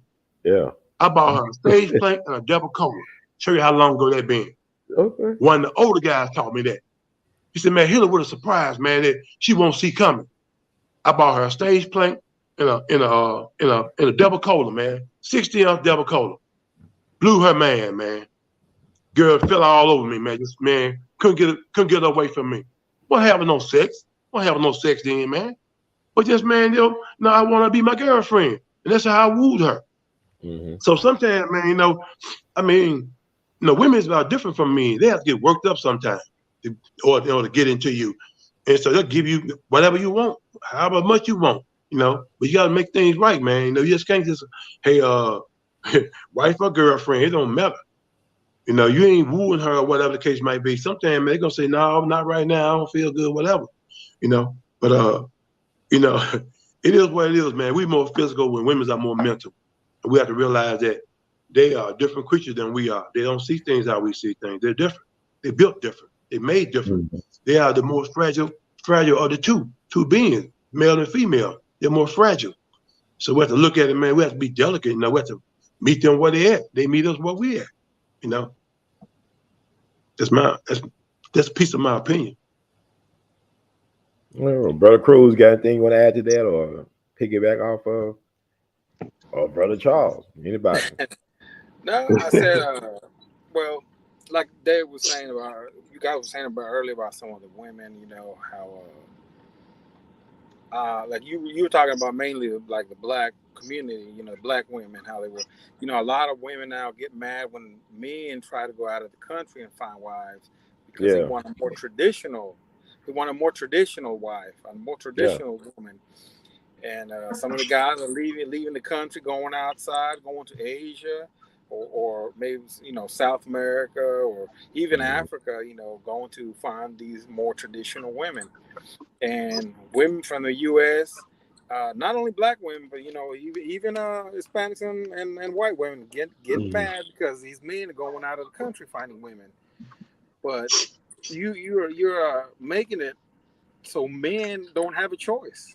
Right. You're pushing us. You're pushing men. I said men because I'm not in the. I'm not considered one of those anymore because I'm married. But they're pushing men. They're pushing men out. You know better. Yeah, I know, man. I know, man. But they're pushing men out, to find these women, these traditional women. They're trying to say I'm independent. I don't need a man, but yet when in your 40s and 50s, you're gonna be stuck with these cats. Right. That's gonna be a bunch of cats and dogs all over you because Yeah, men are people, gonna be dog. going outside. Men have more how do I say, more choices.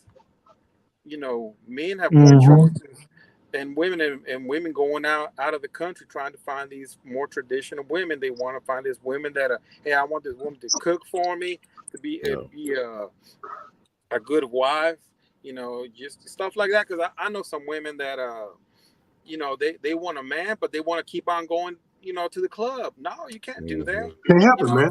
When Can't I happen. got when I got married, I stopped going to all those things. Cause I was married with a family now.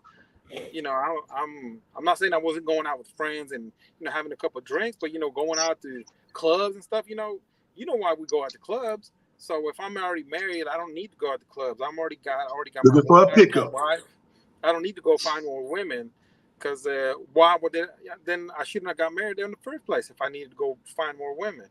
But some of these women, they still want to keep going to clubs. They still want to be going with their friends going out of town. And I mean, why they go out of town. We're not dumb, We know where they go out of town. They want Girl trip. That's right. They're already meeting up with the other guy. That's right. Yeah. That's So right. men are trying. They're trying to find find a woman that's going to be there, and you're going to be the only man for her. Yeah. So I mean, I know like I said, a lot of women are getting mad, but you're leaving guys no choice. And you know what, too, Cruz, and you're exactly right. And these women, they need to stop. Uh, they need to stop letting these gay guys think that what they are doing is okay. When you don't see heterosexual men, straight men, hanging with gay guys. You ain't got to hate nobody. You ain't got to none of that. Treat that person bad or nothing because you don't accept their personal sexual lifestyle, and I have that right to. But you have women out there that want a good man, but yet you will hang with a gay guy and let him think that that's accepted on what he's doing, and that's not right. That you got. How's God gonna send you a husband? How he's gonna give you send you a good man and what you need, but yet your friend over here, that's a man that's supposed to be a man that's gay, and you hang with him and y'all talk and act like women, hey girl, and all this other stuff, and you make him think that's okay. So if he can't hang with the women, and if the gay guy can't hang with heterosexual straight men, then that helps them to come to their self and say, I'm by myself and maybe this ain't right. So it's every little righteous steps helps in our community. And and I'm just saying to these women that got gay friends, I ain't saying you can't talk to them or they can't be your friend, but you don't need to be going out to the club with them. You don't need to go to the mall shopping and they acting like they twisting and stuff and got the stuff on like, and then you hang with them, y'all laughing, talking, and having drinks and wine and all that stuff there. So you make him think that that's okay, but yet you want a man. God ain't gonna send you no man like that. Charles. Yeah, Piggyback on what you're saying, Charles, is that I don't care. No, really, I don't care who a woman hang out with. No, I don't care. I don't care who a guy hang out with. It's your business. It's your preference. Because people gonna be who they're gonna be, regardless of whether we want them to be something that we want them to be or not.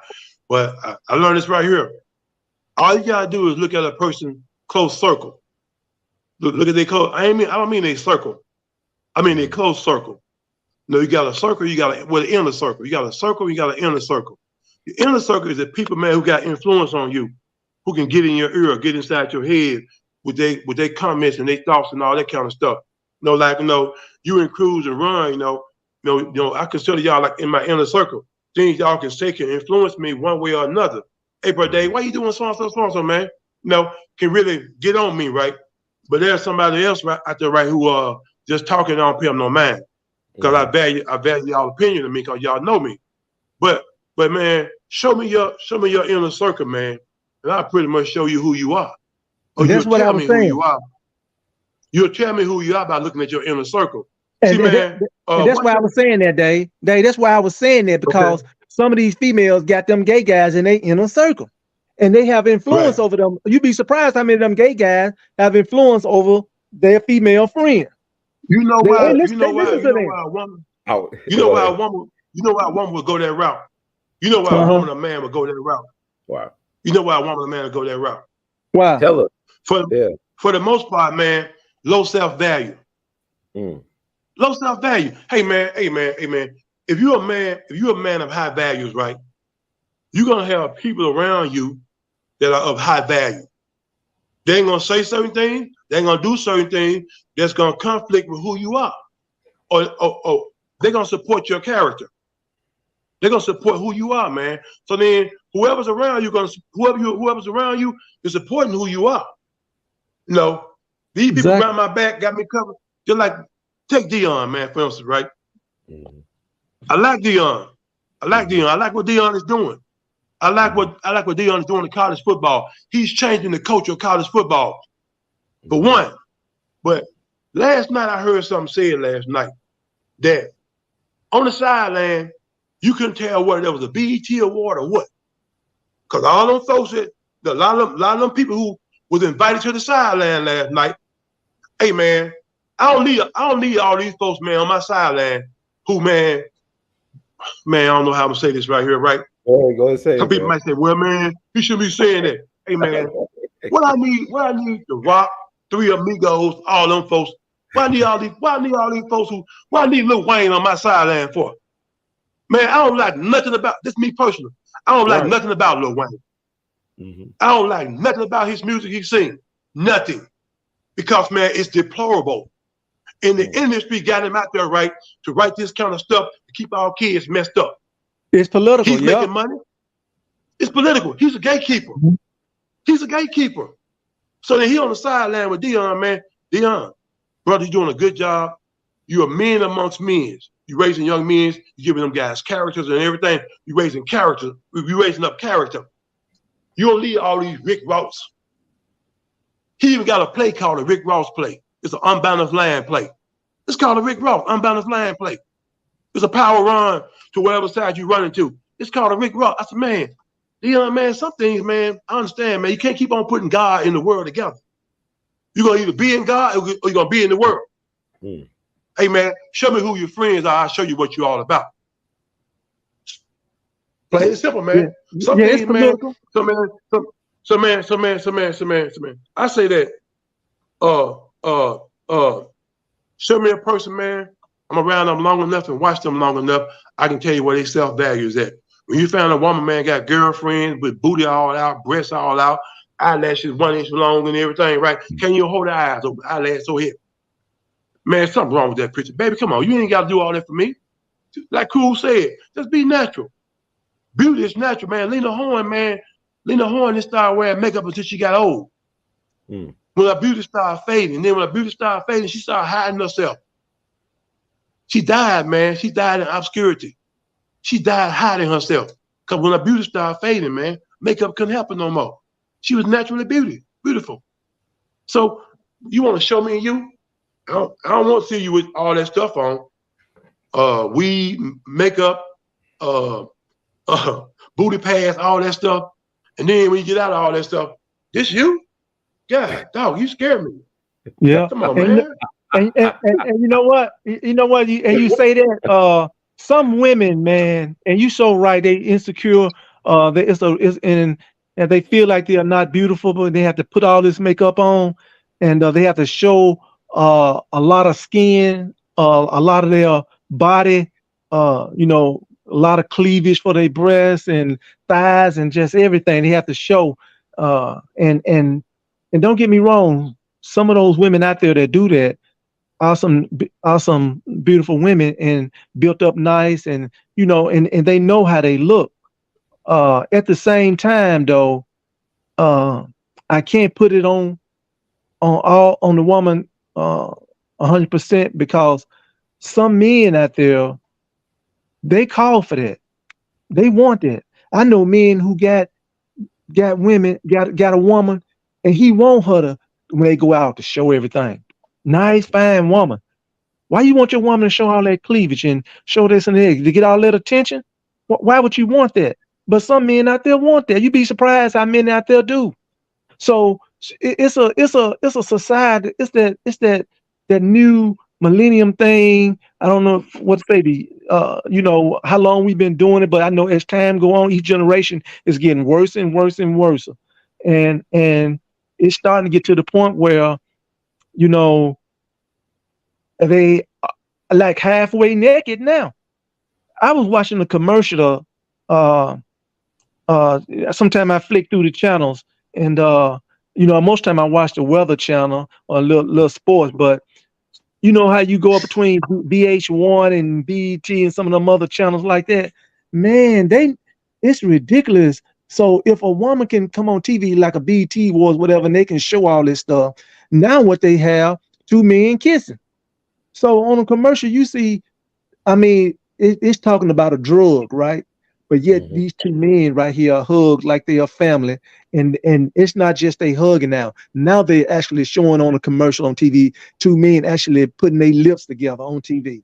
Right. So so that's why I was saying that I don't, these times are gonna get worse. You're gonna see a lot more things being exposed when it come to sexual things, because it's Satan's time. And this country we in, this satanic system, it's calling for that, and a lot of, and we're losing a lot of our children into it, and because back to what we said on the show, the man is not the head no more, and a lot of houses are these children raising themselves.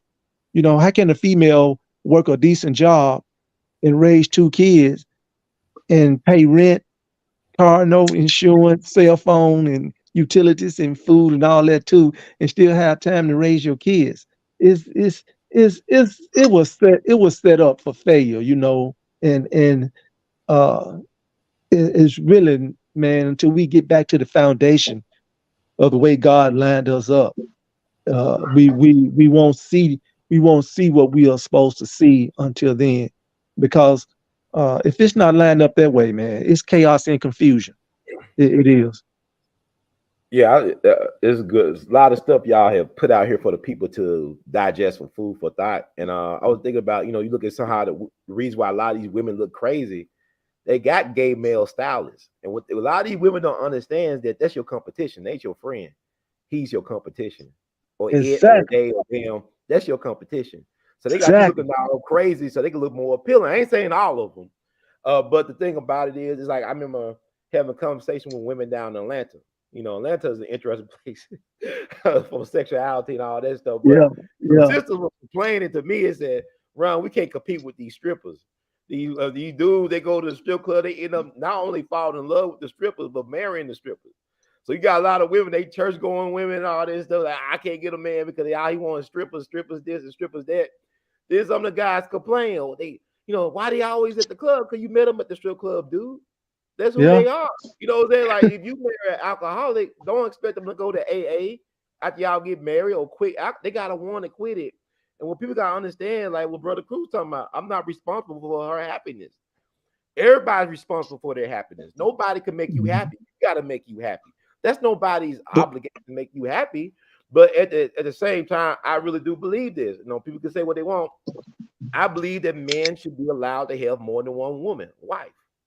I think that's the problem. Men, we're not monogamous by nature. Let's be real. You know what I'm saying? Like, there's just some practice and stuff like that. But you go back to the Bible, you have men with more than one wife. And I think men should be legally allowed to have more than one wife in this country. Because the thing about this country is such a hypocritical country, because you got R. Kelly in prison, but a lot of people, my family, I have an uncle that's passed away. He was 25 when he married my aunt who was 14 or 15. I think she was 15. But they was married for almost 70 years. So I mean, like a lot of us wouldn't be here without child brides. Let's be honest. Let's stop making this taboo.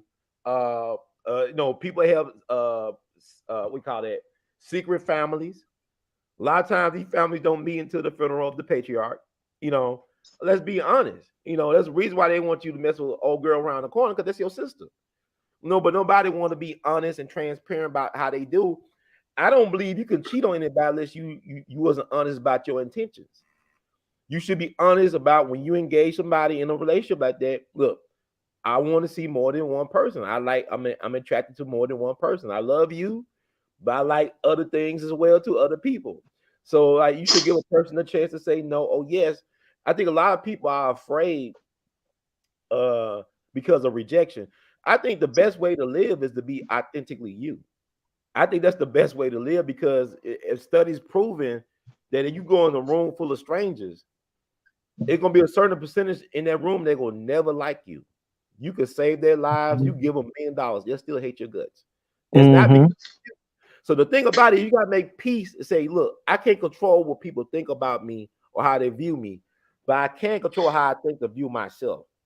You know, and another thing about, I'm not knocking women, but like even I had a bad experience with a woman therapist 20 years ago. That stopped me from seeking therapy. Dealing with this black woman therapist, it was crazy. I was like, I can't do this crap. But then, like, I'm in therapy now, but I made sure I want a male therapist. They'll try to give me a woman therapist. She might be good, but I need a male therapist. I can't, and I got the right one. I'm glad I got that. I fought to have a male therapist. Men are needed in these positions, especially in therapy. We undervalue ourselves. We overvalue kitty cat. We overvalue. Hey, Ron, can I share something with you, man? Yeah, go ahead. The best therapist I've had was my sisters, man. I had 5 sisters. I got 3 sisters now that's living. Okay. And 2 of my older sisters have been my best therapy because they was honest with me. They was honest with me. They knew me. They understood me. They were honest with me about what I wanted, because they knew me. They understood me, and they was honest about the women that I went to them about, right? You know, and they gave me straight out from a woman's perspective. You know, baby, let's just talk to you for a minute. Let me tell you what you're doing. Let me tell you who you're dealing with, because you know, like a lot of times, you know, game can peep game. You know, see, you know, like a lot of times, man, what get me, man, guys in the streets, on the job, whatever the case might be.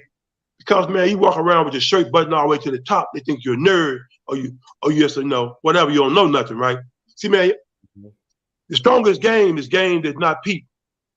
Game that's not exposed. You keep yourself on the cover, right? Let them talk, man. Let them play that game. But see, man, she thinks that you stupid or something. He thinks you stupid. Let them think that. You just roll with the punches, man. You know, my sister taught me that, baby, this sister tell you something. Blank, blank, and blank, and blank. And so, because my sisters knew me, they know me, they can help me better than any therapist could, you know. And so I took that advice, man. Some advice I didn't take.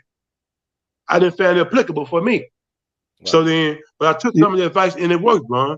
And so, but I learned, man, that another thing what Charles hit on earlier, I think one of y'all hit on earlier about women, man, about men going to clubs and strip joints and all that, meeting this and meeting that, out there in the strip joint, marrying them, all that, man. First of all, where all that stuff started at, man? Because at one time there was something called Playboy magazine. Y'all remember that? I think Playboy magazine, Hustler, other names, right? And guys had the books laying around the house. He worked for a different company, these factories and stuff. They be all in the men's bathroom. They got something way more powerful than that now. It's called the internet. It's called cell phone. It's called get on cell phone. Go over there in the corner somewhere, go in the bathroom somewhere and look at pornography. Man, I don't care what y'all say. It ain't no secret. You ain't hiding from nobody but yourself. And man, women cannot compete with what these guys seeing on this pornography, man, on these phones, on this internet. They can't compete, man. And then guys go like, man, that ain't making no love. That ain't love making, man. That ain't love making. Let me just be blunt with you. It's called screwing. It's screwing. Ain't no spiritual fulfillment in that. And then, man, once you have once you have climax or whatever the case might be, then man, you fall into a pit or something. You got to build back up another week or two to build back up. Cause man, what you just did, man, just took out of you, man, vital life. And man, you gave it to somebody you ain't supposed to give it to. Didn't even deserve it. You know, in a shake joint. So I've never been in a shake joint in my life. I've been invited, never been in one. 61 years old, never been in a shake joint. I had people invite me to bachelor parties, all that kind of stuff. Man, I don't want to go to no shake joint, man. For what? Shake and you know joint at what? home. And you know what, Dave? To piggyback on what you said, you and Ron was saying about the sex, you know, they have all kind of AA programs and they have all kind of support. And I know they have support for this too, but sex, let's just be honest with ourselves. Sex feels good, okay? And sex is pleasure, and it's also just like gambling and alcohol and drugs and stuff. People out there are addicted to sex. You know, it need to be, and I know they got support groups for people like that, but it's very few, and you hardly ever hear of it. And it's like it's a hush-hush thing, but it's not put out there like it should be, like the alcohol and the drugs. And it should be, because people struggle and they need help with that. It's a powerful tool. So I use myself for example. When I didn't struggle with gambling or drugs or all this other stuff like that. I know that when I was coming up as a young boy in my 20s, you know, our nature is high and hormones jumping. I wanted sex all the time. And when I got in relationships and these females, and if my girlfriend, whoever saw that I wanted that, she used that over me and gave herself power over me. I was almost like a slave to it. So you know what I had to do, Ron? What? I had to get on my knees and pray and ask God to help me with this. Do not let it overcome me or let it be a slave thing to let me be a slave to it, because you shouldn't put nothing before him. And so until a man accept that fact and said, you know, it's like this. Some men are scared to do that prayer. You know what I'm saying? But if it'll save my soul from going to hell, then I got to make this prayer and ask God to help me and not be an old man, you know, trying and still struggling with that. I have to overcome it. And a lot of times when you and when you can overcome that, it gives you more strength and power to be where you need to be, to where this can't be used against you. Right. Exactly. That's powerful, man. And like what, go back, you brother Charles and brother Dave. The thing about this is therapeutic for me too as well, and it's therapeutic for a lot of people y'all will never probably meet that's listening to this right now, to listen to in the replays. Like when you can have therapy where there's honesty. Like your sisters, they were honest with you, and you was able to receive that. When I'm talking about therapy, though, it's like when you are allowed to critically reassess or assess or think about your actions and behaviors and patterns, that you're actually taking a time out of your busy schedule to reassess you, focus on you. Why do I do some of the things I do? Why do I crave some of the things I crave? Actually get to know you, because the most important relationship in your life will get it to be knowing you, not nobody else. You are the most important relationship with yourself you will have in your life. So to be honest with yourself, so you can actually build a better version of yourself and not allow people to manipulate you. They might mean well, but the people that we love and care about, they be some of the biggest manipulators in our lives, because they got certain things and needs and agendas and wants they want to get achieved, and they'll use you because of the love connection. Because we connect. I love you. We allow the folks that we love to use us all day long, and nobody else can portray you but those that you love. That, you know. So the thing about it is, I think this is very important that, like, you know, brother Charles was honest about his situation. He realized that he had a problem, and he took he took the other road to solve that problem. And I think a lot of us, like I'm dealing with stuff now. Like, it's weird because you get red flags when you deal with people in relationships. You get red flags. God will send you all type of divine signs, and you ignore them. Because I know, Lord knows, what they say, the road to hell is paved with good intentions. You can have if a girl call you that you into, and she got another dude on the phone, they in her bed, talking about, oh, this is my friend, Randy. Hey, say hello, Randy. Hey, man, how you doing, man? I'm just chilling out with your girl, man. Like, oh, y'all cool. Y'all just watching TV. Y'all watching Nick at Night. Yeah, man, we just walking Nick at Night, man. Yeah. I got you soon, baby. You take care of that. You know good goddamn well. Something ain't right. You know what I'm saying? Like your instincts, your intuition, something ain't right with that. Because, like, even you could be the most open-minded, progressive person you think you are.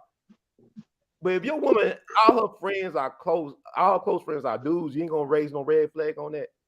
If all her closest friends are dudes and they ain't gay, there ain't no red flag to be raised. I want to ask y'all, how y'all deal with it? If your girl, your main girl, all her closest friends are straight dudes. Well, I already made the statement, Ron. I made the statement earlier, man. Okay. Man, when a woman tell a man, oh, this is my friend, and oh, this is my best friend, he's a guy. Man, that's a code for, man, somebody who she didn't mess with before you, and they still cool. Man, man, I've been around the block a time or two, right? And I got friends that women who I've been involved with, man, call me every now and then, want something done that I've been involved with. Yeah. Hey, can you come over here and do this for me? Can you come over here and lay this out for me? Can you come over here and fix this for me? And man, I've been there already, man. I'm going like, man, I know a booty call when I hear one. I know a cry out for a booty call. Man, I'm necessarily want a booty call. But you gonna tell that guy who you with, oh, me and Dave just cool. Oh man, Dave been there. So then when I hear the same thing about a woman tell me, oh, we just friends. Come on. I mean, I understand that. I understand. I got some female friends that's married. That's cool. I've never gotten out of the way with them. It has always been business, and everything has always been respectful. But there are some women, man, who that I'm cool with. They call me their friend, and I've been there. There ain't no secret, brother. Ain't no secret. So then you can play that game all you want to. If a lady asks me, hey, have y'all ever been intimate before? Yeah, been intimate before. I've been there. Ain't no sense. What am I hiding for? So then, man, I don't even play games like that. I don't even like the game being played on me, so I don't play it on nobody else. So don't come tell me talking about he and I just friends. We go way back to when I first met him in college. That when most booty calls were getting down. When you met somebody in college, late part of high school, sneaking off from the campus, going by the house somewhere or something. Either my house or her house.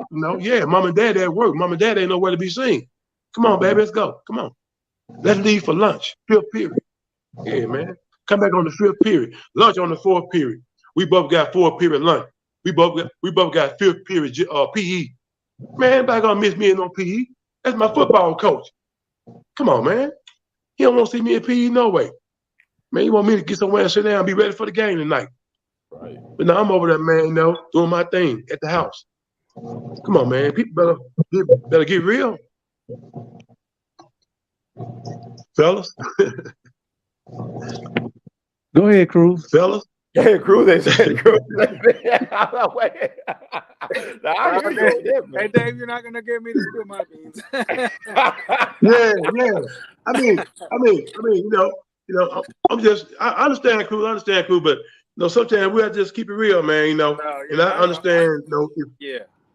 I mean, I understand, yeah, like you were saying, sometimes like Ron was saying, you can see the writing on the wall, how they say, you can see writing on the wall, man. Some people, and like we were talking about that earlier one time about if you already see the writing on the wall, why do you want to keep on going forward and getting married, But sometimes also it's hidden from you. Sometimes it's hidden from you, and it doesn't come out till you get married. Because I was the plan all along.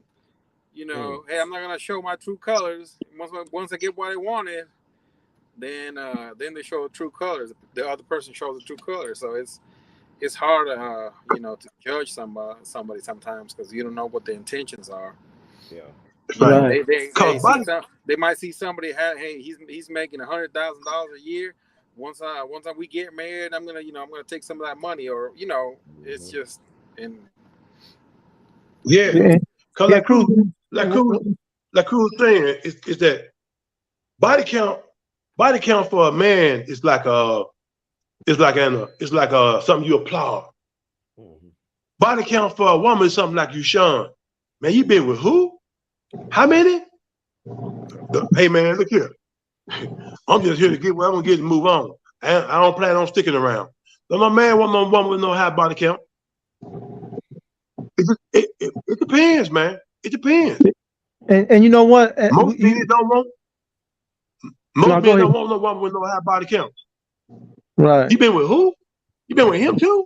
And him? And him? Oh Lord, have mercy. Man, come on. Hey, what about You know, Marjorie though? Marjorie Harvey, man, she had a high body count. It looked like it's man, still counting. high body count. She still want it. They desire her. Yeah, man. Like Hollywood in the entertainment industry is like that. They all know. They all in the bed together anyway, man. Steve probably passing her around since he been with her. I hate to say it, man. You be amazed, man. But you and today, hey, and to y'all, you know what? We can take some of that blame too. We can take some of it too. Now, and the reason I say that is because the reason I say that because let's take a look at all my life. When I dating, you always ask yourself this: why do I like the color blue? Why do I like the color green? I don't know. I just like them colors. But so when you choose a female, you look at her face and you look at her from head down, how fine and how pretty she is. And a lot of times, it's what we're attracted to. Now, the first thing jumped to my mind, when I was younger, I wasn't looking at how much do I have in common with this young woman? What do she like to do? How do she carry herself, or how do she handle situations when she gets real angry or she's hurt, or let me see if I can get to know this person. Even like Cruz just said too, shoot, people can hide things from you, men and women. They can hide their hand from you from 2 or 3 years before they really bring out who they really are. So love, it's not a guarantee. It's always a gamble. But you try to line yourself up with the best, mostly the things that that you can test the spirit with. You can see. But we've all chosen our relationships off of what I'm attracted to. Now, is that lust? I don't know. I can't help because some men like big women, some men like skinny women, some men like tall women, some like short.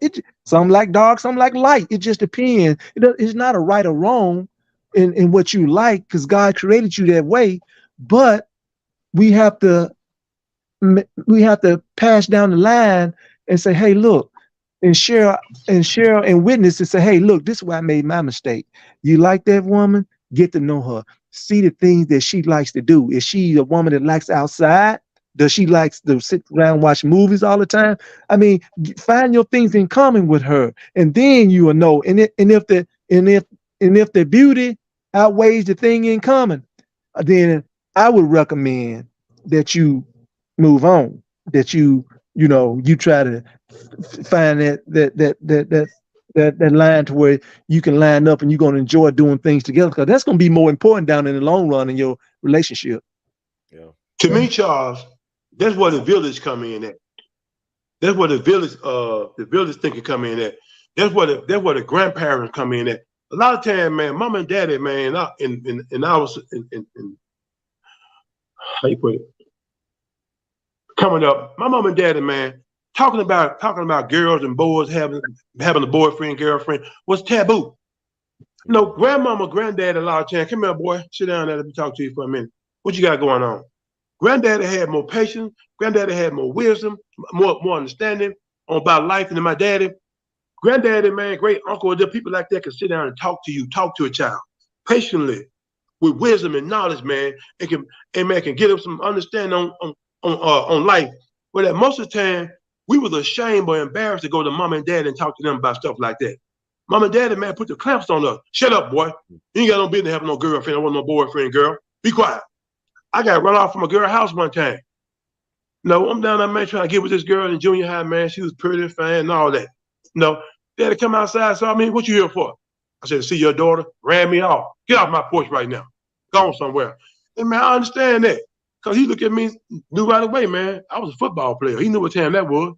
And so, man, I was an athlete. So he knew that I didn't mean his daughter no good. I mean, I wasn't talking about no books and no math and no English and all that.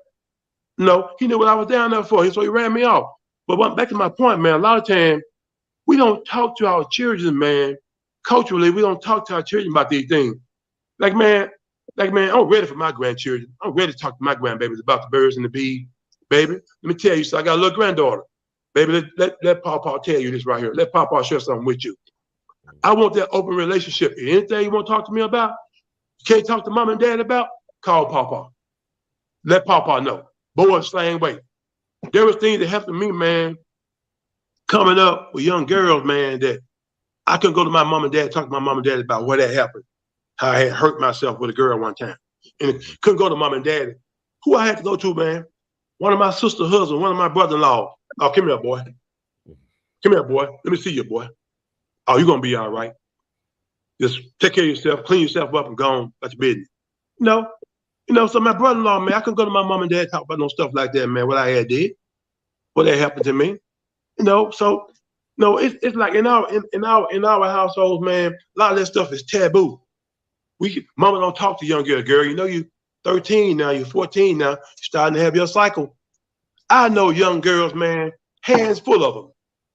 Had they cycle, man, had never been told nothing about it. Right.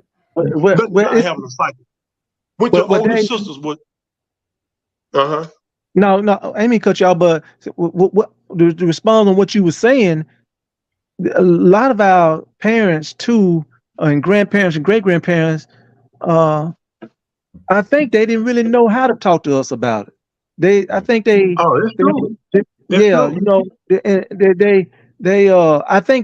meant well, and they was trying to, and you hit it dead on the head. The way they talk, gone with that.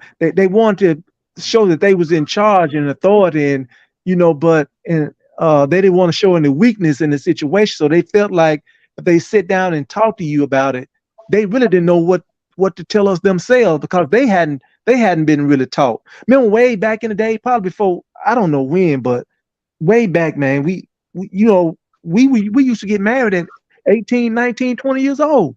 We were married, and today you ain't finna have that too much today, but I'm just saying, like the environment, what we've been exposed to, and what we've seen, man, and heard it has changed us to where we at today. And even now, I just ask you then, Ron and Cruz, get y'all, and that's all three of y'all, get y'all opinion. Do you think when you if you got money, say for instance you establish yourself, you got a house, it's paid for, you got a good job, or you got 6 figures in the bank, you doing, and you meet this girl, and she might not have as much as you, but she got a decent job every day. If you marry her, should you get a prenup? Does me asking for a prenup says that I don't trust you still? You know what I'm saying? Because back in the days, there was no such thing as prenup, right? So they just got married then, right? Then all of a sudden, all this other stuff come about, in a marriage, where even though she didn't bring nothing to the table, she your wife, and now she's deserving of half. Y'all were married 2 years or 3 years, now she deserving of half and all that kind of stuff. So, a lot of things cause us not to get married at a young age, like we did back then, because of financial and all other situations, like I said. So, man, it's kind of hard. And I understand what you're saying, but our parents probably didn't know how to talk to us at the time. And even today, these youngsters that's having kids, they ain't really talking to their kids. Their kids listen to more rap music and listen to their parents on the phone cussing and stuff than they do anything. So that's probably why what happened to us, but a lot of it's not our fault. Like I say, it's a system designed to tear you down, to tear the family structure down. And by us discussing this, and like Ron having this show, which man, I take my hat off to you, man. It helps us to continue to think every day, passing it down and being a witness to somebody else, so we won't have to. So maybe we can help. If we help one person, or if we help one marriage, then we can be happy about that. So y'all responses, like, we're gonna wrap it up. Like, I want to thank Brother Charles for bringing up that, and also for being a part of the show, and all you for being a part of this show, taking time out y'all busy schedule. Y'all could be watching football. I think Dave's still watching football over there, but y'all took the time to be out here to share your thoughts and experience and wisdom. So, Brother Dave, Brother Cruz, y'all want to respond to what Brother Charles had to say? Wrap it up. I think it's important that we as a family, we as a couple, relationship wise, that we talk to each other, that we understand that everybody's individual, everybody different, but understanding is key to any relationship. You don't have an understanding, you don't have anything, when you lose respect, honesty, and trust for a person, no loyalty, no commitment, you ain't got nothing. So then, but understand when a man loses respect, when a woman loses respect, that's it. When the respect is gone, ain't nothing else there. I mean, sex ain't about nothing, man. Sex ain't nothing. Sex means nothing to me if I can't put no emotion behind it, no feelings behind it. I can go out there and buy me a hoe on the street for that case.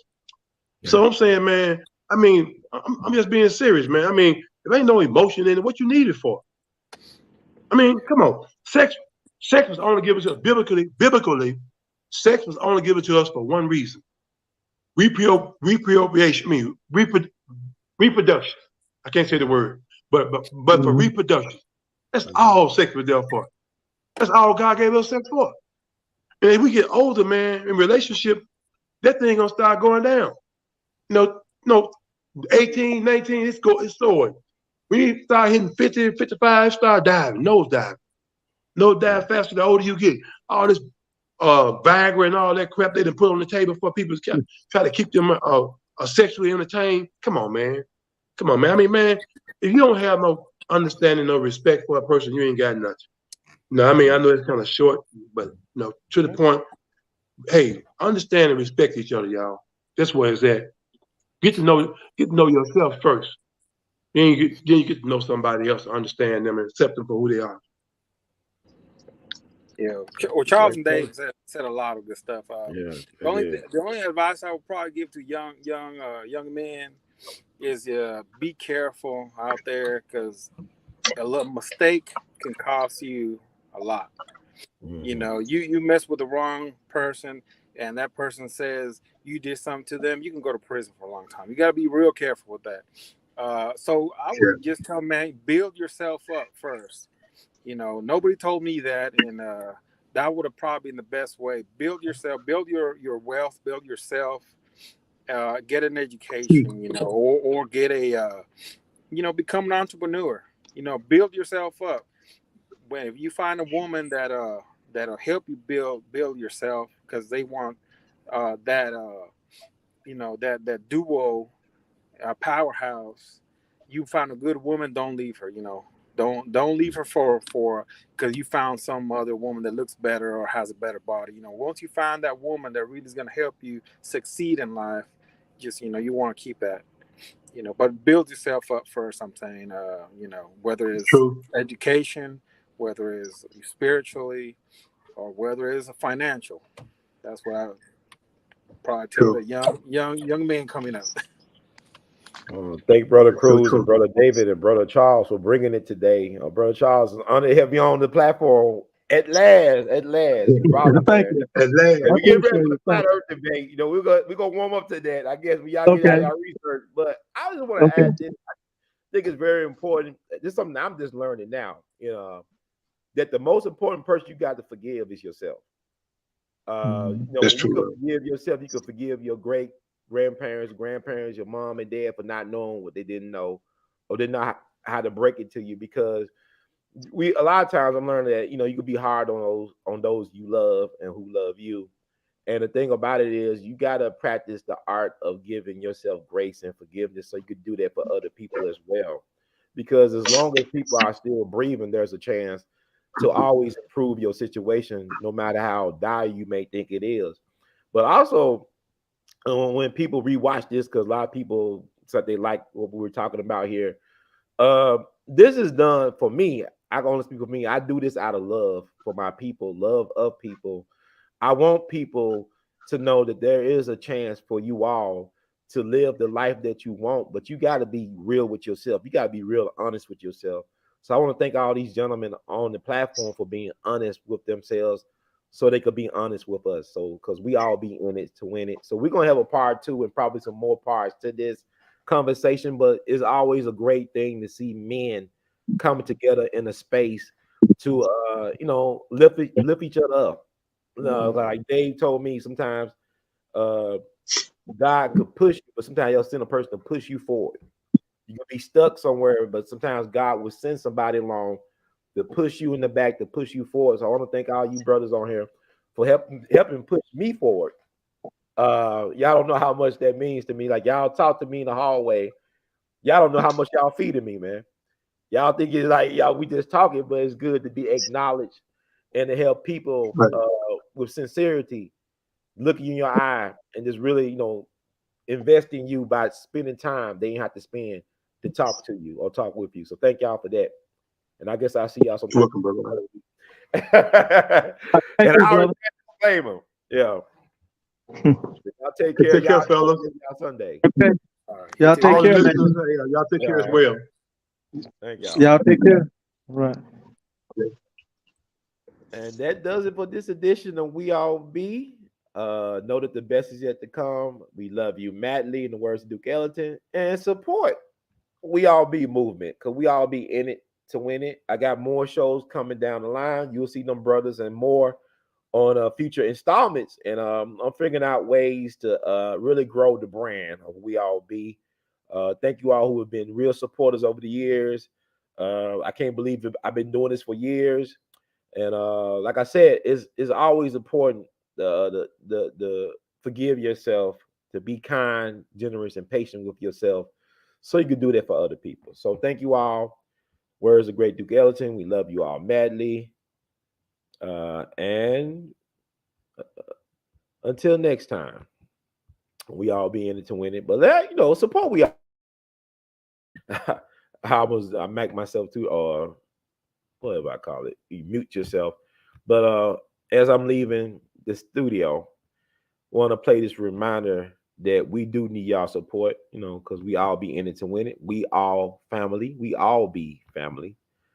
So y'all take care of yourselves. Be kind to yourself so you can practice that art with others. Very important. And life is good. If I could